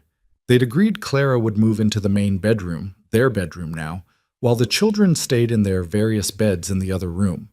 Caleb had moved Sarah's things earlier that day, packing most of them away as they'd discussed, and Clara had brought in her few possessions from her saddlebags. It wasn't enough to fill the space Sarah had left. Clara's things looked lost in the big room, her one change of clothes hanging beside his in the wardrobe, her brush and comb on the dresser looking lonely next to his shaving kit. But it was a start. They prepared for bed in silence, both hyper-aware of the other's presence. Clara changed in the corner while Caleb checked on the children one last time. When he returned, she was already in bed, the covers pulled up to her chin, her expression unreadable in the lamplight. "I should tell you," she said as he sat on his side of the bed, I don't have expectations for tonight. I know this is strange for both of us. We can take things slowly." Caleb felt some tension. He didn't know he'd been carrying ease slightly. "That's probably wise. We're both exhausted, and this is weird? I was going to say new, but weird works too." He blew out the lamp, plunging the room into darkness, broken only by moonlight through the window. He lay down on his side of the bed, careful to leave space between them. "Clara?" "Yes?" "Thank you for saying yes, for staying, for all of it." In the darkness, he felt her hand find his, their fingers interlacing on top of the blanket. "Thank you for asking," she said softly, "for seeing me as more than just a convenient solution, for trusting me with your children." They lay like that, hands clasped, 2 practical people who'd married for practical reasons, trying not to think too hard about how their hearts were beating too fast, or how the warmth of another person in the bed felt both strange and necessary. Eventually, Clara's breathing evened out into sleep. Caleb lay awake longer, staring at the ceiling, thinking about Sarah and promises and second chances, and the woman sleeping beside him who'd ridden into his life with a loaf of bread and turned everything upside down. He thought about Leo's joy when they'd told him Clara was staying, about the way Micah had finally started reaching for her, about how the house already felt different, fuller, lighter, like something frozen had started to thaw. Maybe this would work. Maybe 2 broken people could build something whole together. Maybe practical partnership could grow into something more. Or maybe they'd just make it through each day, one at a time, holding on to each other when things got hard and celebrating the small victories when they came. Either way, Caleb thought, as sleep finally pulled him under, it had to be better than facing it alone. The first week of marriage was an education in compromise and patience. Clara had her ways of doing things, efficient, organized, systematic. Caleb had his own routines, developed over years of ranching and 2 months of desperate single parenthood. Where these methods collided, sparks flew. "The laundry should be done on Monday," Clara said on their 3rd day of marriage, surveying the mountain of dirty clothes with the expression of a general planning a military campaign. "I do laundry on Saturday," Caleb replied. "Monday makes more sense. Start the week fresh." "Saturday means I have Sunday to rest." "You rest on Sunday anyway. Monday is more efficient." They stared at each other. Finally, Caleb laughed. "This is what we're going to fight about? Laundry day?" Clara's lips twitched. Apparently, I'm very passionate about efficient household management. I'm noticing that. He stepped closer. How about this? We try it your way for a month, then my way for a month, and see which works better. That's 6 weeks of testing when we could just use logic to... She caught his expression. Right. Compromise. Partnership. Fine. We'll test both methods. Was that so hard? Excruciating. But she was smiling now. They compromised on meal times, on discipline methods for the children, on how much wood to split, and when to plant the kitchen garden, and whether Micah was too young to start sleeping through the night. Some compromises came easy. Others required long discussions after the children were asleep, both of them fighting exhaustion to work through disagreements before they festered. But slowly, gradually, they found their rhythm. Clara learned that Caleb got quiet when he was overwhelmed, that he needed space to process before he could talk. Caleb learned that Clara got sharp when she was tired, that her criticisms weren't personal but the result of pushing herself too hard. And the children bloomed under the stability. Leo's nightmares became less frequent. Luke started talking more, trying out new words every day. Hattie's smile came quicker. Even Micah seemed calmer, more content. 2 weeks after the wedding, Clara was nursing Micah through a rough night. He was cutting teeth and miserable about it, when Caleb found her in the rocking chair at 3 a.m, swaying gently and singing that unfamiliar lullaby. Let me take him, Caleb offered. You need sleep. So do you. You have to mend fence tomorrow. And you have 4 children to manage all day. At least my work doesn't talk back. He held out his arms. Come on, we're partners, remember? That means we trade off the hard stuff. Clara handed over the baby, her face drawn with exhaustion. I don't know how Sarah did this alone while you worked the ranch. 4 children under 3. It's impossible. She had help. Her sister lived with us for a while after Luke was born. Caleb settled Micah against his shoulder, the familiar weight comforting. And honestly, I don't think she managed as well as you think. The house was always a disaster. She was always exhausted. We were always just barely keeping our heads above water. So this feeling like I'm drowning is normal? Completely normal. He reached out with his free hand, squeezed her shoulder. You're doing amazing, Clara. Better than amazing. Look at them. They're happy, healthy, thriving. That's because of you. Because of us, she corrected quietly. I couldn't do this alone either.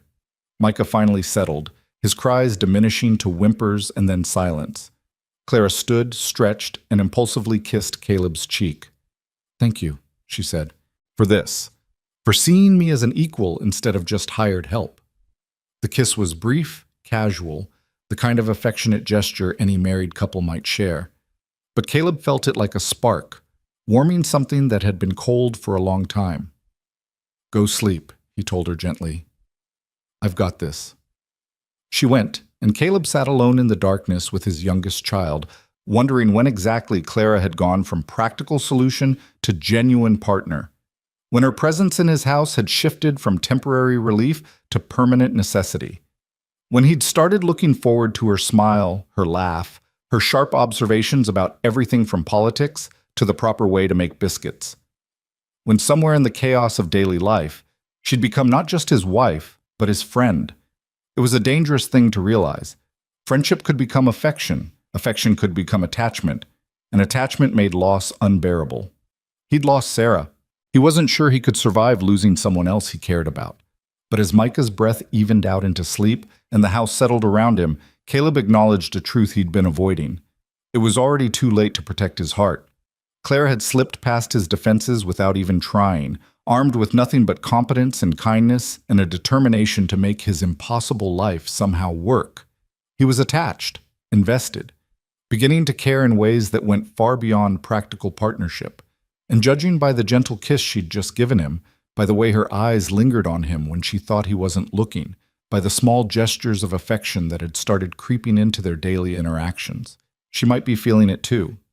The question was what they'd do about it, whether they'd acknowledge this shift from practical to personal, or whether they'd keep pretending this was just a marriage of convenience when it was clearly becoming something more. Caleb looked down at Micah, sleeping peacefully now, and made a decision. He'd promised Clara honesty. That meant being honest about this too, even if it was terrifying. Tomorrow he'd tell her. Tomorrow, they'd talk about what was growing between them and decide together how to navigate it. Tomorrow, he'd take another leap and trust they'd figure out how to fly. But tonight, he'd just hold his son and listen to his wife sleeping in the next room and let himself feel grateful for the strange twists of fate that had brought them all together. Tomorrow came with rain hammering the roof and thunder rolling across the prairie like cannon fire. The children woke scared, Luke crying and Hattie clinging to the crib rails with wide eyes. Clara was up before Caleb could move, gathering them close and speaking in that calm voice that seemed to make everything less frightening. "It's just a storm, darlings. Just noise. The house is strong. We're all safe together." Caleb watched from the doorway as she settled them in the front room. Leo pressed against her right side, Luke on her left, Hattie in her lap, Micah cradled in one arm. She'd become an expert at holding multiple children at once, her body a shelter they instinctively sought when the world got loud. The conversation he'd planned would have to wait. The fence mending would have to wait. Everything would wait while the storm passed and his family needed tending. Family. When had he started thinking of them that way? Not just his children and his convenient wife, but his family, complete and whole, despite how recently it had been assembled. Clara looked up and caught him watching. Something passed between them, some wordless understanding, and she smiled. Not her practical smile, not her capable manager of chaos smile, but something softer, something real. "Coffee?" she mouthed over the children's heads. He nodded, moved to the kitchen, and started the morning routine while she kept the children calm. This was their rhythm now, trading off responsibilities, covering for each other, working in tandem like a team that had been together for years instead of weeks. By mid-morning, the storm had settled into steady rain, and the children had gotten restless. Clara organized them into helping make bread, letting Leo knead dough while Luke made a mess with flour, and Hattie banged a wooden spoon on the table. Micah watched from his cradle, occasionally kicking his legs in approval. Caleb worked on harness repairs at the kitchen table, close enough to help if needed, but trying to stay out of Clara's way. He watched her teach Leo how to fold the dough, watched her patience when Luke dumped flour on the floor for the third time, watched her kiss Hattie's floury nose and make the little girl giggle. She was good at this. Not just competent, good. She genuinely enjoyed them, found joy in their chaos instead of just enduring it. And they knew it, responded to it, bloomed under it. "Mama Clara," Leo said suddenly, looking up from his kneading with serious eyes. "Are you going to have a baby?" Clara's hands stilled in the dough. The kitchen went very quiet except for the rain outside. Clara glanced at Caleb, her expression unreadable. "That's not something we can plan, sweetheart. Babies come when they come." "But do you want one?" Leo persisted with the relentless logic of a 3-year-old. "A baby that's yours and Papa's together?" Caleb saw Clara's throat work as she swallowed. They hadn't discussed this, hadn't talked about whether their marriage would include more children or whether 4 was already more than enough. "I think," Clara said carefully, "that would be wonderful. But I also think the 4 of you are pretty wonderful already. So whether there are more babies or not, I'm happy." It was a diplomat's answer, giving nothing away. Leo seemed satisfied and went back to his kneading, but Caleb caught the flicker of something in Clara's eyes. Longing, maybe. Or fear. Or both. Another thing they needed to talk about. The list was getting longer. That afternoon, while the children napped and the rain continued its steady drumming, Caleb found Clara folding laundry in the bedroom. She worked with precise efficiency, creating neat stacks of small clothes and linens. "We should talk," he said from the doorway. Clara's hands paused. "That's rarely a good opening." "No, I mean—" He stepped into the room, closed the door behind him. "We should talk. About us. About what this is becoming." She set down the shirt she'd been folding and turned to face him fully. "All right. I'm listening." Now that he had her attention, Caleb wasn't sure where to start. He moved to the window looking out at the rain-soaked prairie, gathering his thoughts. "When I asked you to marry me, I said it would be practical. A partnership based on mutual need and respect. No romantic expectations." "I remember." "I was lying." He turned to face her. "Or maybe I believed it at the time, but it was still a lie. Because Clara, somewhere in the last 3 weeks, this stopped being just practical for me." Her expression didn't change, but he saw her hands tighten on the laundry. What are you saying? I'm saying I care about you. Not just as the mother of my children or the manager of my household. I care about you as a person, as Clara. The words came easier now that he'd started. I look forward to talking with you at the end of the day. I find myself thinking about things I want to tell you. I notice when you're tired or sad or frustrated and I want to fix it. He stopped, took a breath. I'm falling for you. Maybe I already have. And I know that wasn't the deal, but I promised you honesty, so there it is. Clara stared at him for a long moment. Then she sat down on the edge of the bed, her legs apparently no longer willing to hold her. I thought it was just me, she said quietly. What? I thought I was the only one feeling it. This shift from practical to personal. She looked up at him, her eyes bright. I told myself it was just gratitude, or loneliness, or some misguided maternal instinct extending to you along with the children.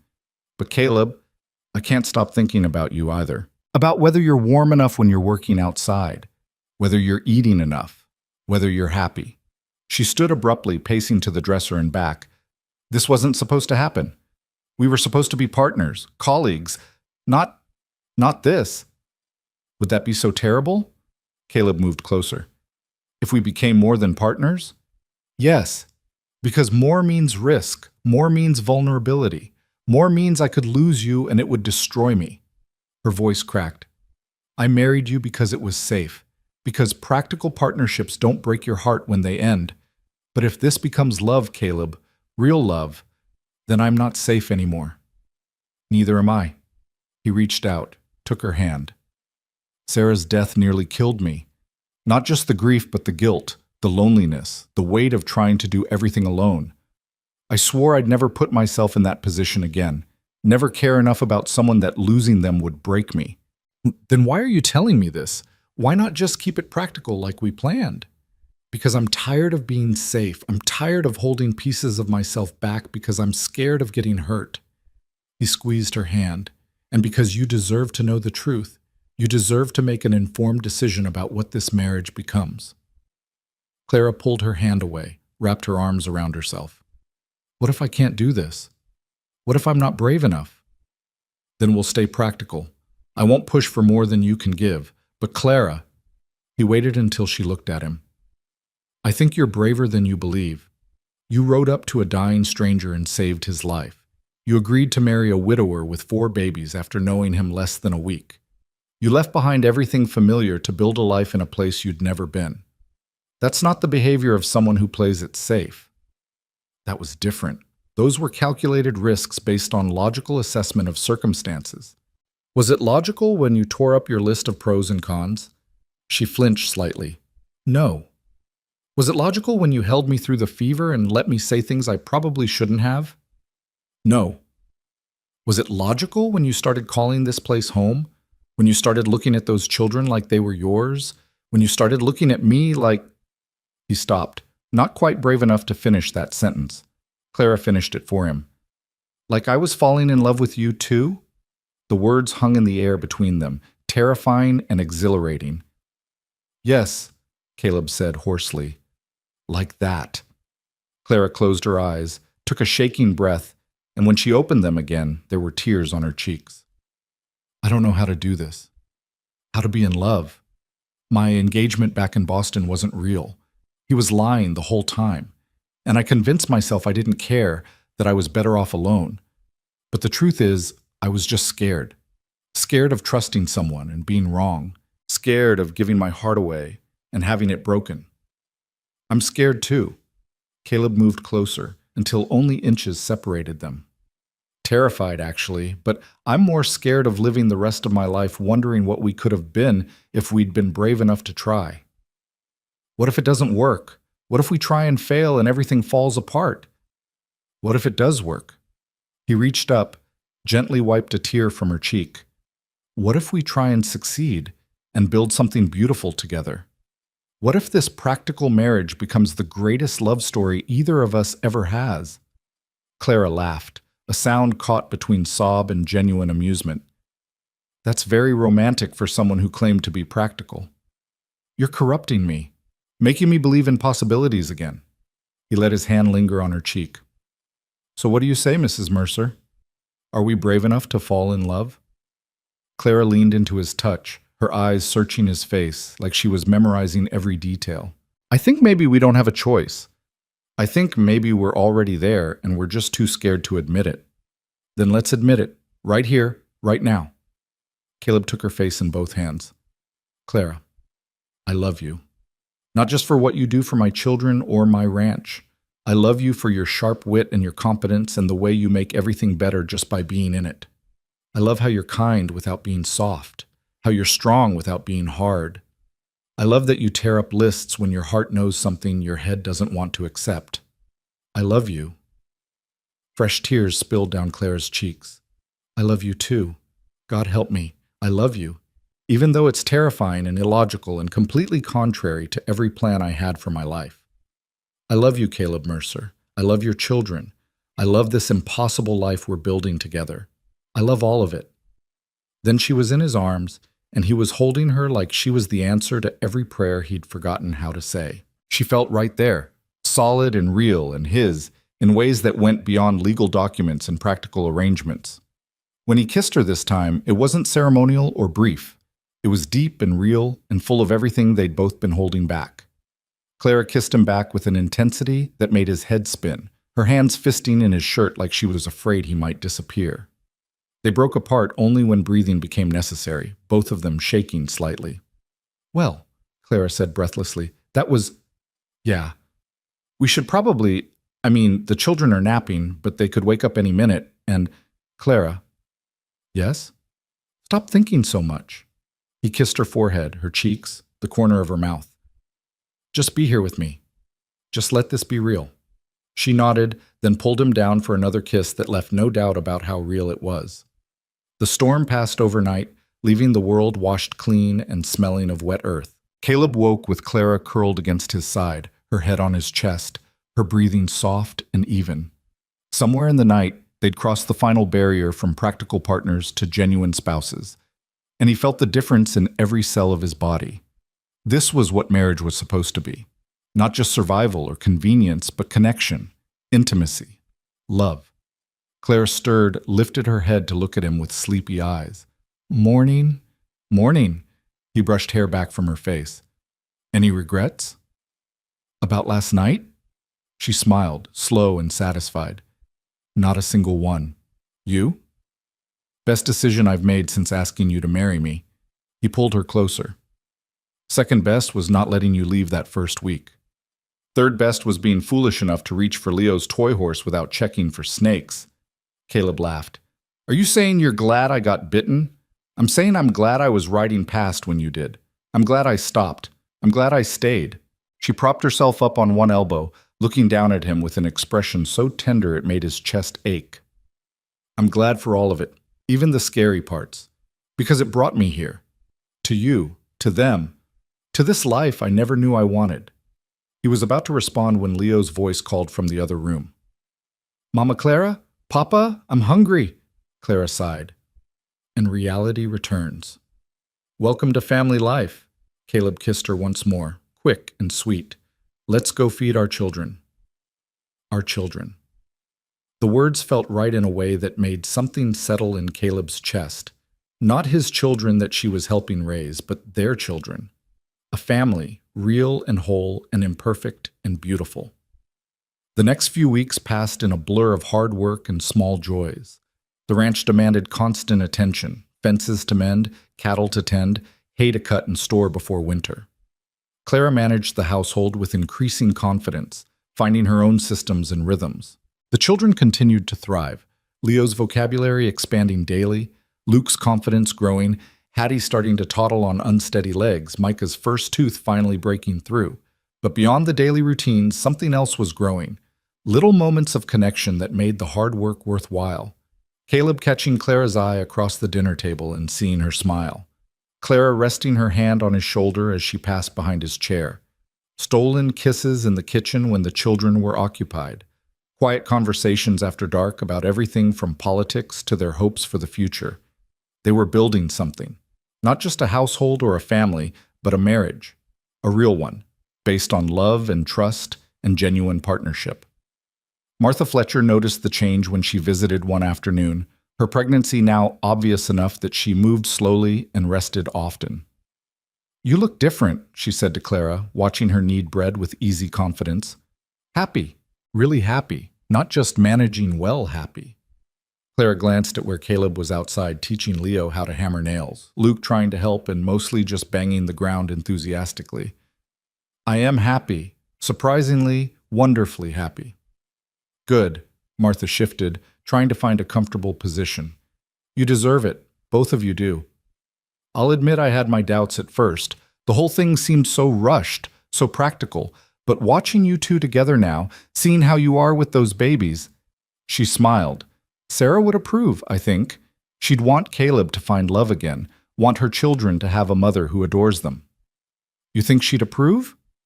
Clara had wondered about this often, whether Sarah's ghost was a blessing or a curse on this marriage. "I know she would. Sarah was practical to her core. She'd see what you and Caleb are building and she'd be grateful. Relieved, even." Martha reached over to pat Clara's flower-covered hand. "You're not replacing her, Clara. You're honoring her legacy by loving what she left behind." The word settled something in Clara that she hadn't realized needed settling. She wasn't Sarah's replacement.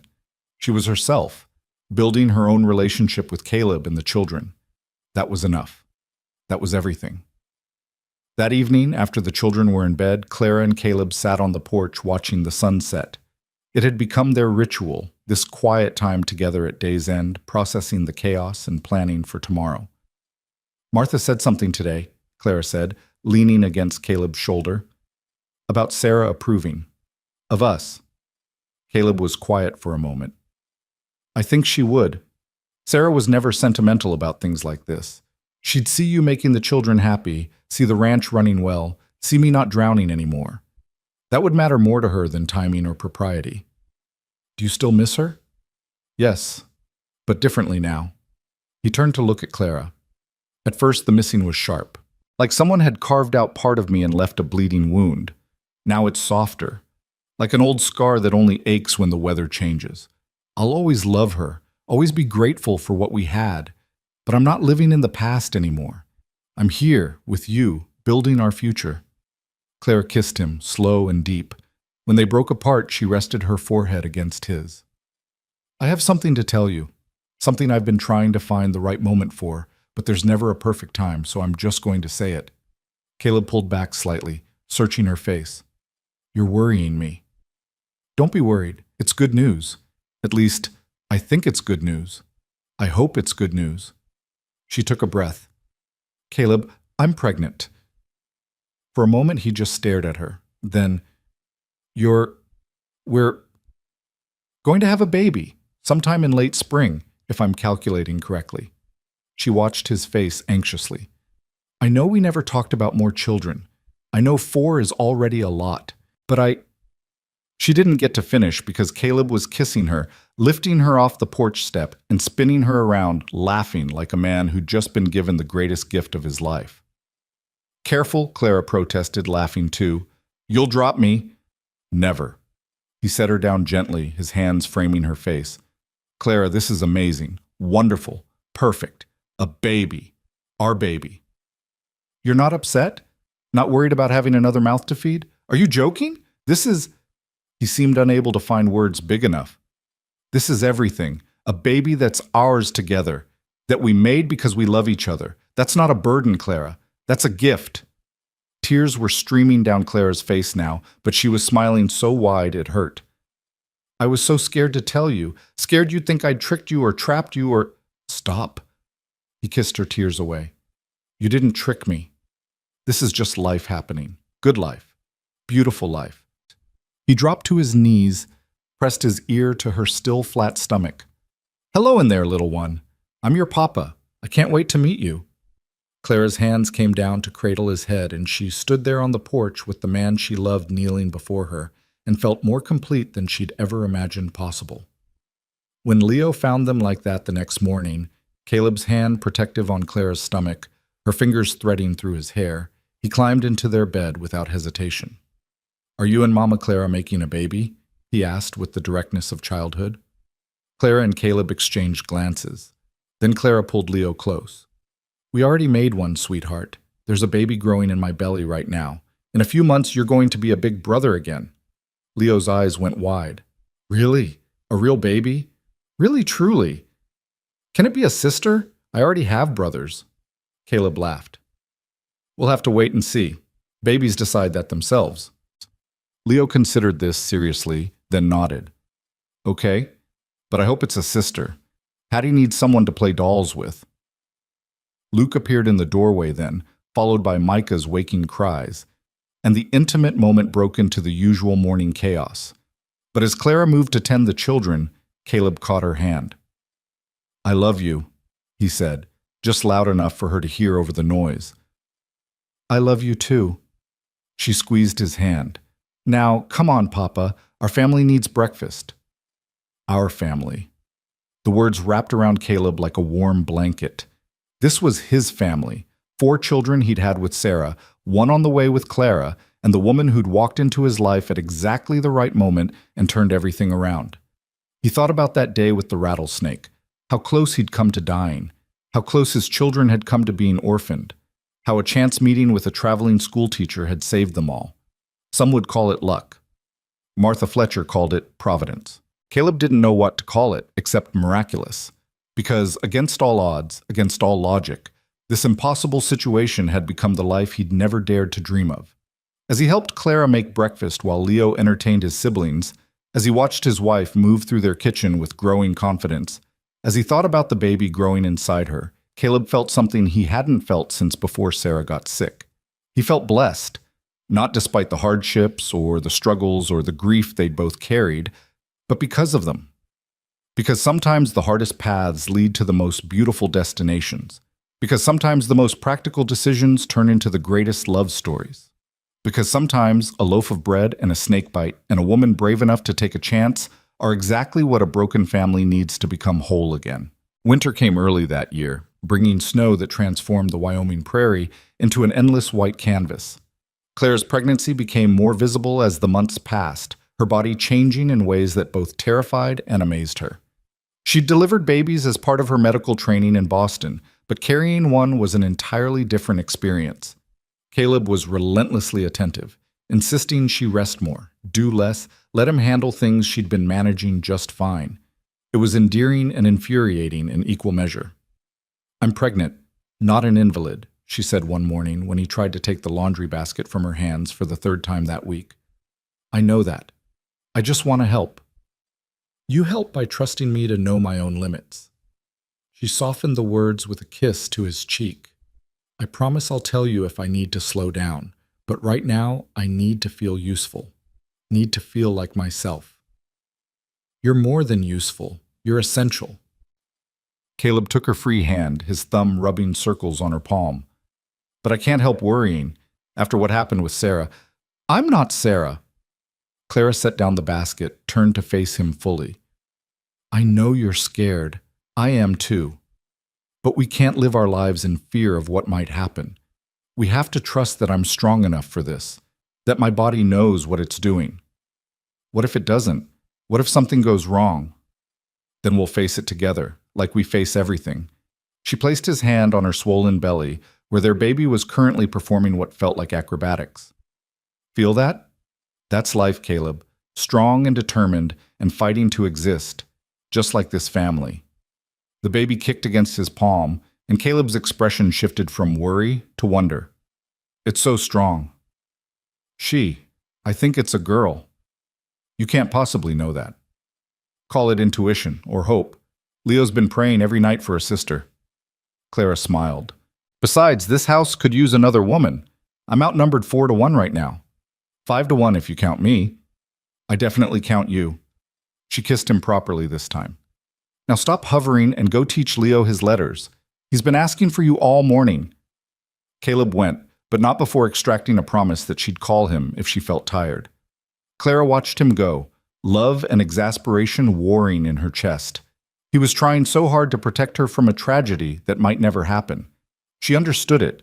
The ghost of Sarah's death haunted them both in different ways, but she refused to let fear dictate their lives. The children adapted to the coming baby with varying degrees of understanding.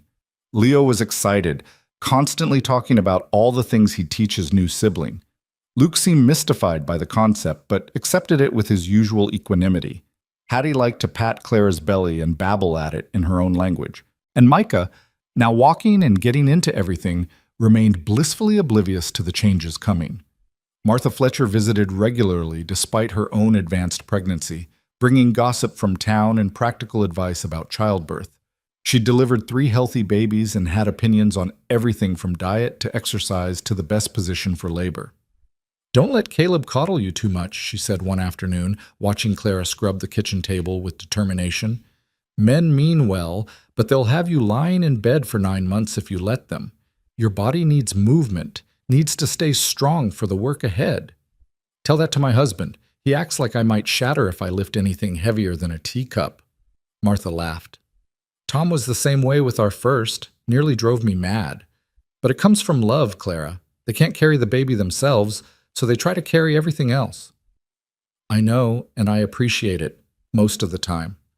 Clara sat down heavily, her back aching. "But sometimes I miss just being Clara. Not pregnant Clara, who needs constant monitoring.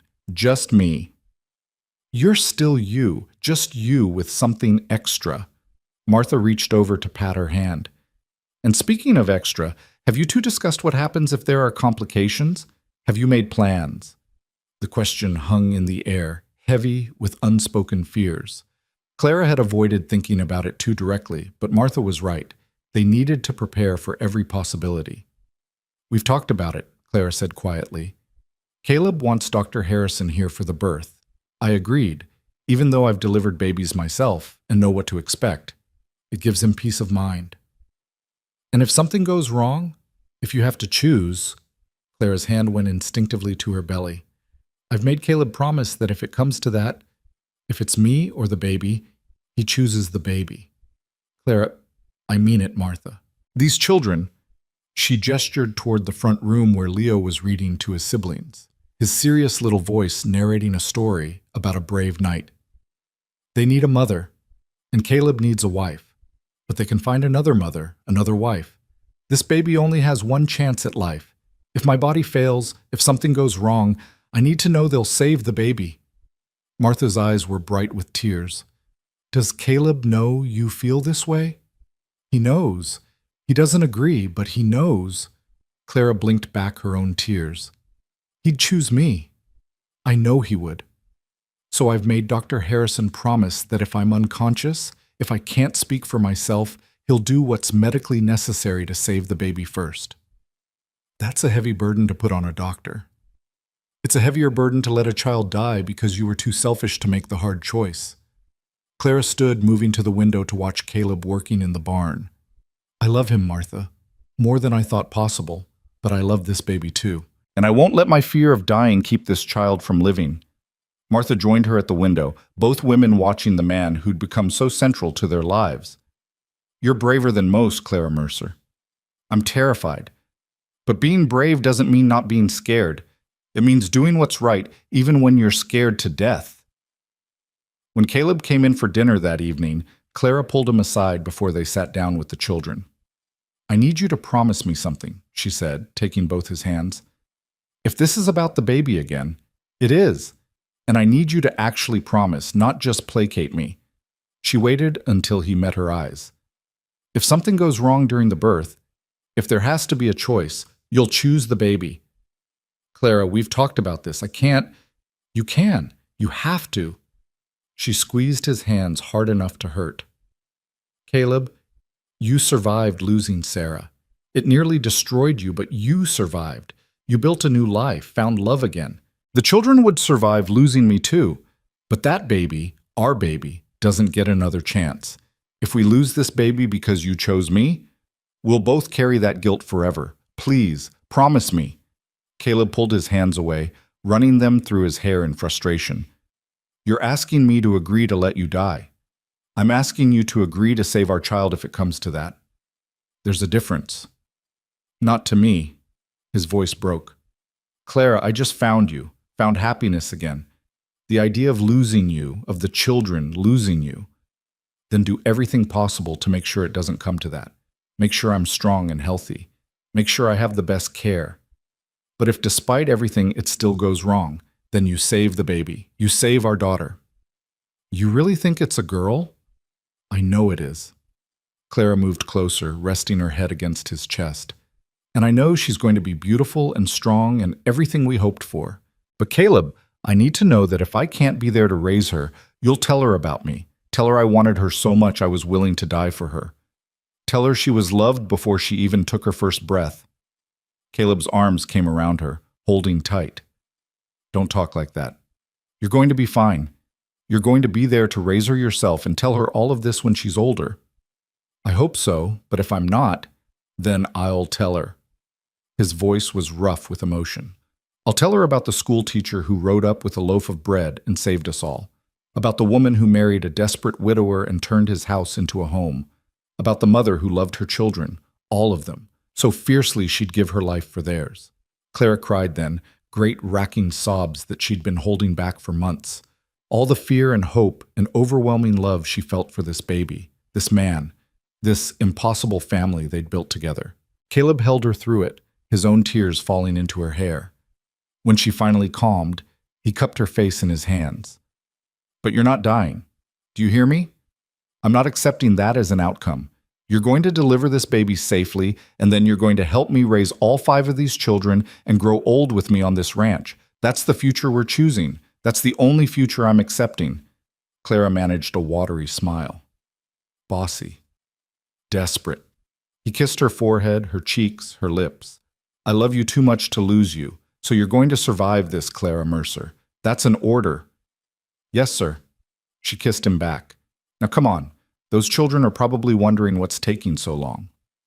They pulled themselves together and went in to dinner, both of them wearing forced smiles that didn't quite hide their red eyes.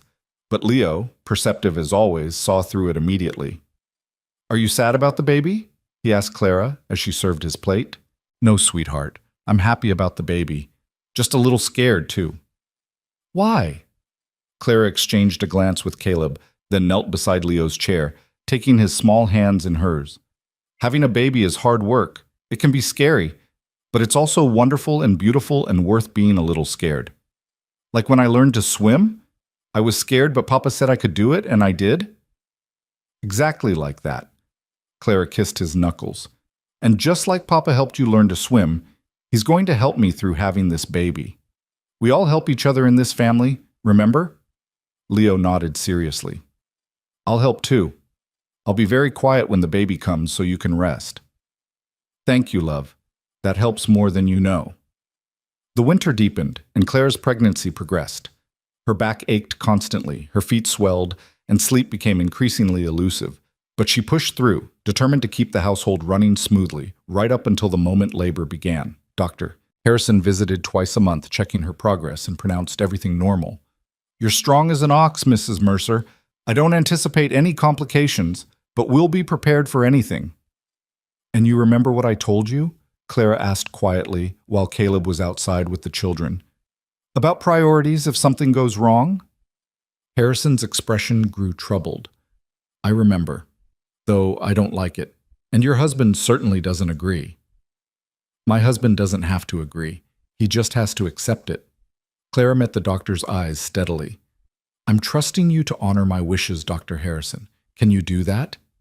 After a long pause, the old doctor nodded. I can, though I pray to God it doesn't come to that. So do I. Spring came slowly, the snow melting in fits and starts, revealing the brown earth beneath. Clara's due date approached and then passed, the baby apparently content to stay where it was. Caleb grew increasingly anxious, hovering more than ever until Clara finally lost her temper. For God's sake, Caleb, I'm fine. The baby will come when the baby comes. Now please go do something useful and stop staring at me like I'm about to explode. He went, chastened, and Clara immediately felt guilty. She found him an hour later in the barn, mucking stalls with unnecessary violence. I'm sorry, she said from the doorway. I shouldn't have snapped at you. You're right, though. I'm being ridiculous. He didn't stop working. I just can't shake this feeling that something's going to go wrong, that I'm going to lose you like I lost Sarah. Clara moved closer, careful on the uneven floor. You're not going to lose me. You don't know that. No, but I believe it. I believe I'm strong enough to do this. I believe our baby is strong enough. And I believe we're going to have many, many years together, watching all our children grow up and being irritated with each other over stupid things like laundry day. She took the pitchfork from his hands, set it aside, and wrapped her arms around him as best she could with her belly between them. Trust me, Caleb. Trust us. He held her carefully, like she was made of glass. I'm trying. I know, and I love you for it. But you need to let go of the fear, need to have faith that everything will work out. How? How do you have that kind of faith after everything we've both been through? Clara was quiet for a moment, thinking about the question. Because the alternative is living in constant terror, and I refuse to let fear steal our joy. We've been given something precious here, this love, this family, this life. I won't waste it worrying about what might go wrong. I choose to focus on everything that's going right. Caleb pressed his face into her hair. When did you get so wise? I've always been wise. You just didn't notice because you were too busy trying to die from a snake bite. He laughed despite himself, and Clara felt the tension ease out of his body. Fair point. They stood like that for a long while, holding each other in the dusty barn, the smell of hay and horses and new beginnings surrounding them. And when they finally went back to the house, Caleb's fear hadn't disappeared, but it had diminished, enough to let him breathe again, enough to let him hope. The labor started on a Tuesday morning, 3 weeks past Claire's due date. She was making breakfast when the first contraction hit, a tightening across her belly that made her pause mid-stir. The second one came 20 minutes later. The third, 15 minutes after that. By noon, they were coming every 10 minutes. By evening, every 5. Dr. Harrison arrived as the sun was setting, Martha Fletcher with him despite being only 2 weeks from her own delivery. They set up the bedroom while Caleb tried to keep the children occupied and calm. Leo knew something big was happening and kept asking to see his mama. Luke cried because he sensed the adult's tension. Hattie clung to Caleb's leg, and Micah, oblivious as ever, played with wooden blocks. Papa, I want Mama Clara, Leo said for the 10th time. I know, buddy. She's busy right now. She's working very hard to bring your new brother or sister into the world. Is it going to hurt her? Caleb knelt down to Leo's level, choosing honesty over comfort. Yes, it's going to hurt. Having a baby is very hard work and it hurts quite a lot. But Mama Clara is strong. She can handle it. What if she can't? What if she dies like my first mama did? The question hit Caleb like a physical blow. He hadn't realized Leo remembered Sarah's death clearly enough to fear its repetition. He pulled his son close, feeling the boy's small body trembling. She's not going to die, Leo. I promise you, we're doing everything possible to keep her safe. But what if... No, what ifs? We're going to think positive thoughts. We're going to be brave for Mama Clara. Can you do that? Leo nodded against Caleb's chest, but his arms stayed locked around his father's neck. Caleb held him, rocking slightly, while Clara's cries filtered through the bedroom door. Each sound felt like a knife to his heart, but he forced himself to stay calm for the children. Martha came out an hour later, her face flushed. She's doing well, progressing normally, but it's going to be a while yet. First babies often take their time. Can I see her? Not right now. She's concentrating, but she asked about the children. She wants to know they're all right. Tell her they're fine. Tell her... Caleb's voice cracked. Tell her we love her. Tell her to be strong. Martha squeezed his shoulder. She knows, and she is. The night stretched endless. The children finally fell asleep in a pile on the front room floor, too unsettled to go to their own beds. Caleb sat with them, listening to Clara's laboring sounds grow more intense. Dr. Harrison came out periodically to update him, each time saying everything was progressing normally. But normal was taking forever. Normal was his wife in agony on the other side of that door. Normal was torture. Around 3 a.m, Harrison emerged again, his expression serious. There's a complication. Caleb's heart stopped. What kind of complication? The baby's in a difficult position. Breech. I'm going to try to turn it, but if that doesn't work... He didn't finish the sentence. But Clara is doing everything right. This isn't her fault.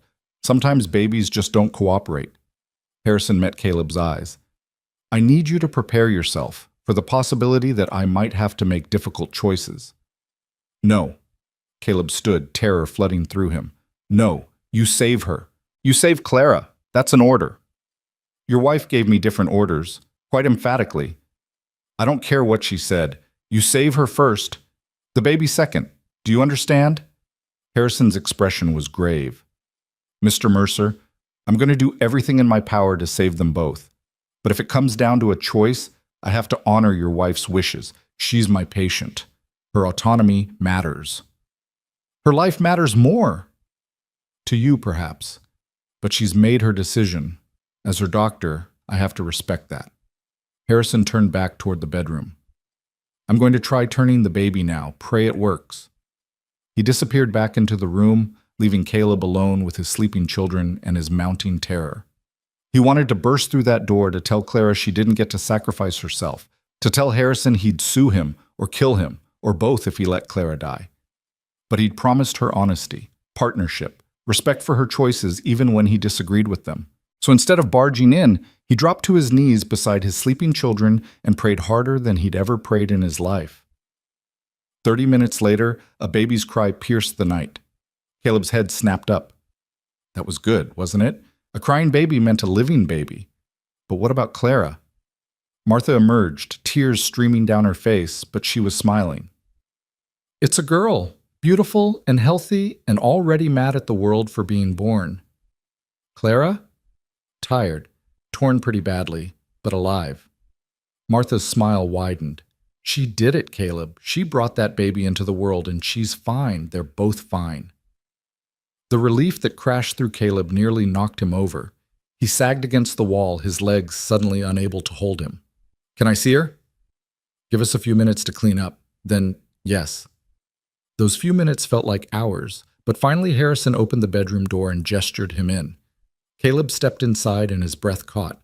Clara lay propped against pillows, her hair plastered to her head with sweat, her face pale with exhaustion. And in her arms, wrapped in a blanket Sarah had knitted years ago, was a tiny red-faced baby with a shock of dark hair. Come meet your daughter, Clara said, her voice hoarse but triumphant.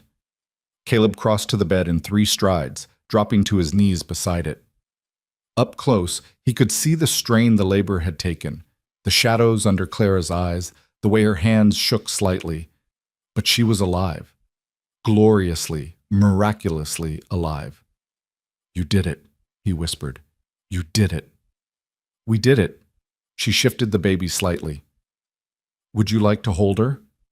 With trembling hands, Caleb took the tiny bundle. The baby's eyes were closed, her miniature fists waving near her face. She was perfect, absolutely perfect. She looks like you, he said wonderingly. She looks like an old man, Clara corrected with a tired laugh. But I'll take the compliment. What should we name her? They discussed names but hadn't settled on anything definitive.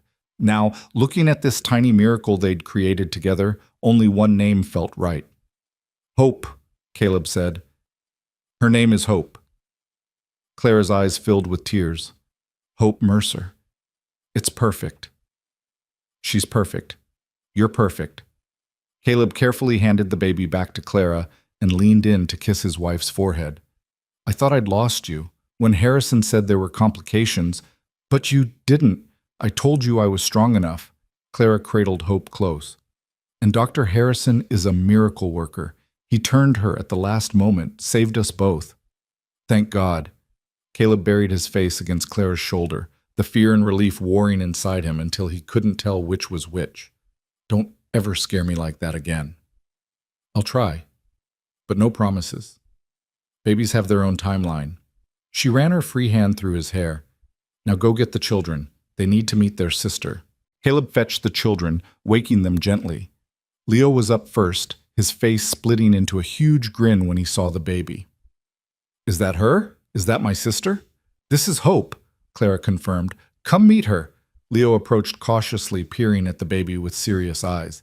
She's really small. You were too once upon a time. Can I hold her? Clara glanced at Caleb, who nodded.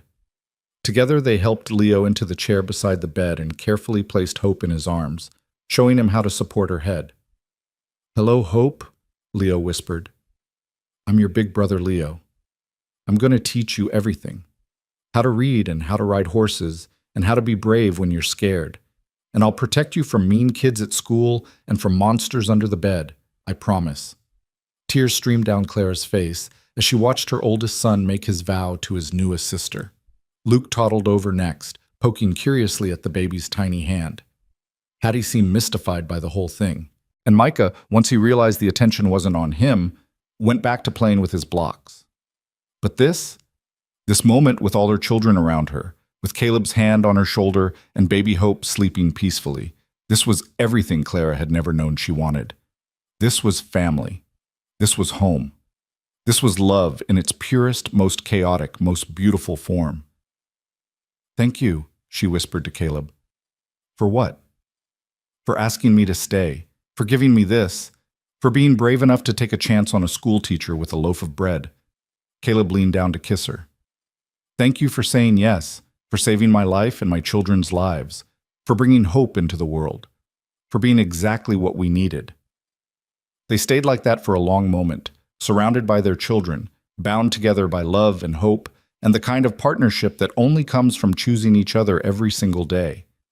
The frontier was still harsh. Life was still hard.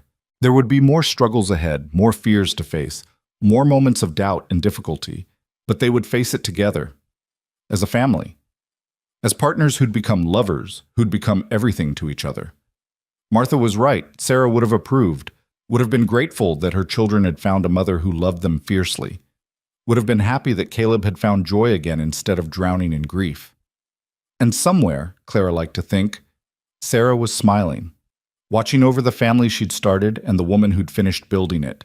Two mothers, one watching from heaven and one here on earth, both loving the same children with everything they had. Hope stirred in Leo's arms, making a tiny mewing sound. Clara took her back, settled her to her breast, and felt the rightness of it settle into her bones. This was where she belonged. Not in a Boston classroom teaching other people's children, but here on this Wyoming ranch raising her own, building a life with a man she'd fallen unexpectedly, impossibly, completely in love with. "So," Caleb said, settling beside her on the bed, careful not to jostle her. "One more?" Clara laughed, wincing slightly at the movement. "Ask me again in a year. Right now I'm quite content with 5. 5? Caleb shook his head in wonder. "When you rode up to my porch that day, if someone had told me that in less than a year I'd have 5 children and a wife I loved and a house full of laughter again, I wouldn't have believed them. When I rode up to your porch, if someone had told me I'd be married with 5 children in less than a year, I'd have had them committed to an asylum." Clara leaned against him, exhaustion finally catching up with her. "But here we are." "Here we are," Caleb echoed. "And I wouldn't change a single thing. Not even the snake bite? Especially not the snake bite. Best worst thing that ever happened to me." Clara smiled, her eyes drifting closed. "Wake me if hope needs me. I'm just going to rest for a moment." "Sleep as long as you need. I've got this." And he did. Caleb gathered his older children, got them settled back to sleep, then returned to the bedroom where Clara dozed with baby Hope in her arms. He carefully took the baby, settled into the rocking chair, and just watched them both. His wife, his daughter, his family. Outside, dawn was breaking over the Wyoming prairie, painting the sky in shades of pink and gold. A new day. A new beginning. A future stretched out before them, full of possibility and promise, and all the beautiful, ordinary moments that make up a life. Caleb thought about that loaf of bread Clara had been carrying the day she saved him. They'd never actually eaten it. By the time things had calmed down, it had gone stale. But in a way, that bread had done its job anyway, had brought Clara to his door at exactly the moment he needed her most, had started a chain of events that led to this moment, this family, this abundance of love. Sometimes salvation comes in unexpected forms.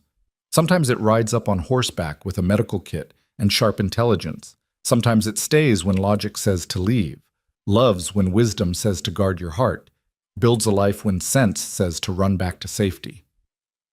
Sometimes salvation looks like a schoolteacher named Clara Whitfield who said yes to an impossible proposal and turned it into the greatest love story Caleb Mercer would ever know. Hope stirred in his arms, her tiny face scrunching up, and Caleb smiled. He had a daughter named Hope, and a wife named Clara, and 4 other children who were his whole heart. He had a ranch to run and a life to build, and years ahead filled with both struggle and joy. And as the sun rose on their first morning as a family of 7, Caleb Mercer looked at the sleeping woman who'd saved him in every way a person can be saved, and whispered the words that would become his daily prayer for all the years to come. Thank you for the bread. Thank you for staying. Thank you for love. Outside, the prairie stretched endless and the future waited, full of promise. And inside, a family slept peacefully, bound together by the kind of love that only comes from choosing each other against all odds, building something beautiful from broken pieces, and believing that sometimes the best things in life start with a snake bite and a stranger brave enough to help. The end came not with drama, but with contentment, with a baby nursing peacefully, with children sleeping soundly, with a man and woman who'd married for practical reasons discovering that the heart has its own logic, with a house that had been silent with grief learning to ring with laughter again. The frontier was still brutal. Winter would come again. There would be hard times ahead. There always were. But in this moment, in this house, in this family that shouldn't have worked but did, there was everything that mattered: love, hope, partnership, home. And sometimes, that's all the happy ending anyone needs.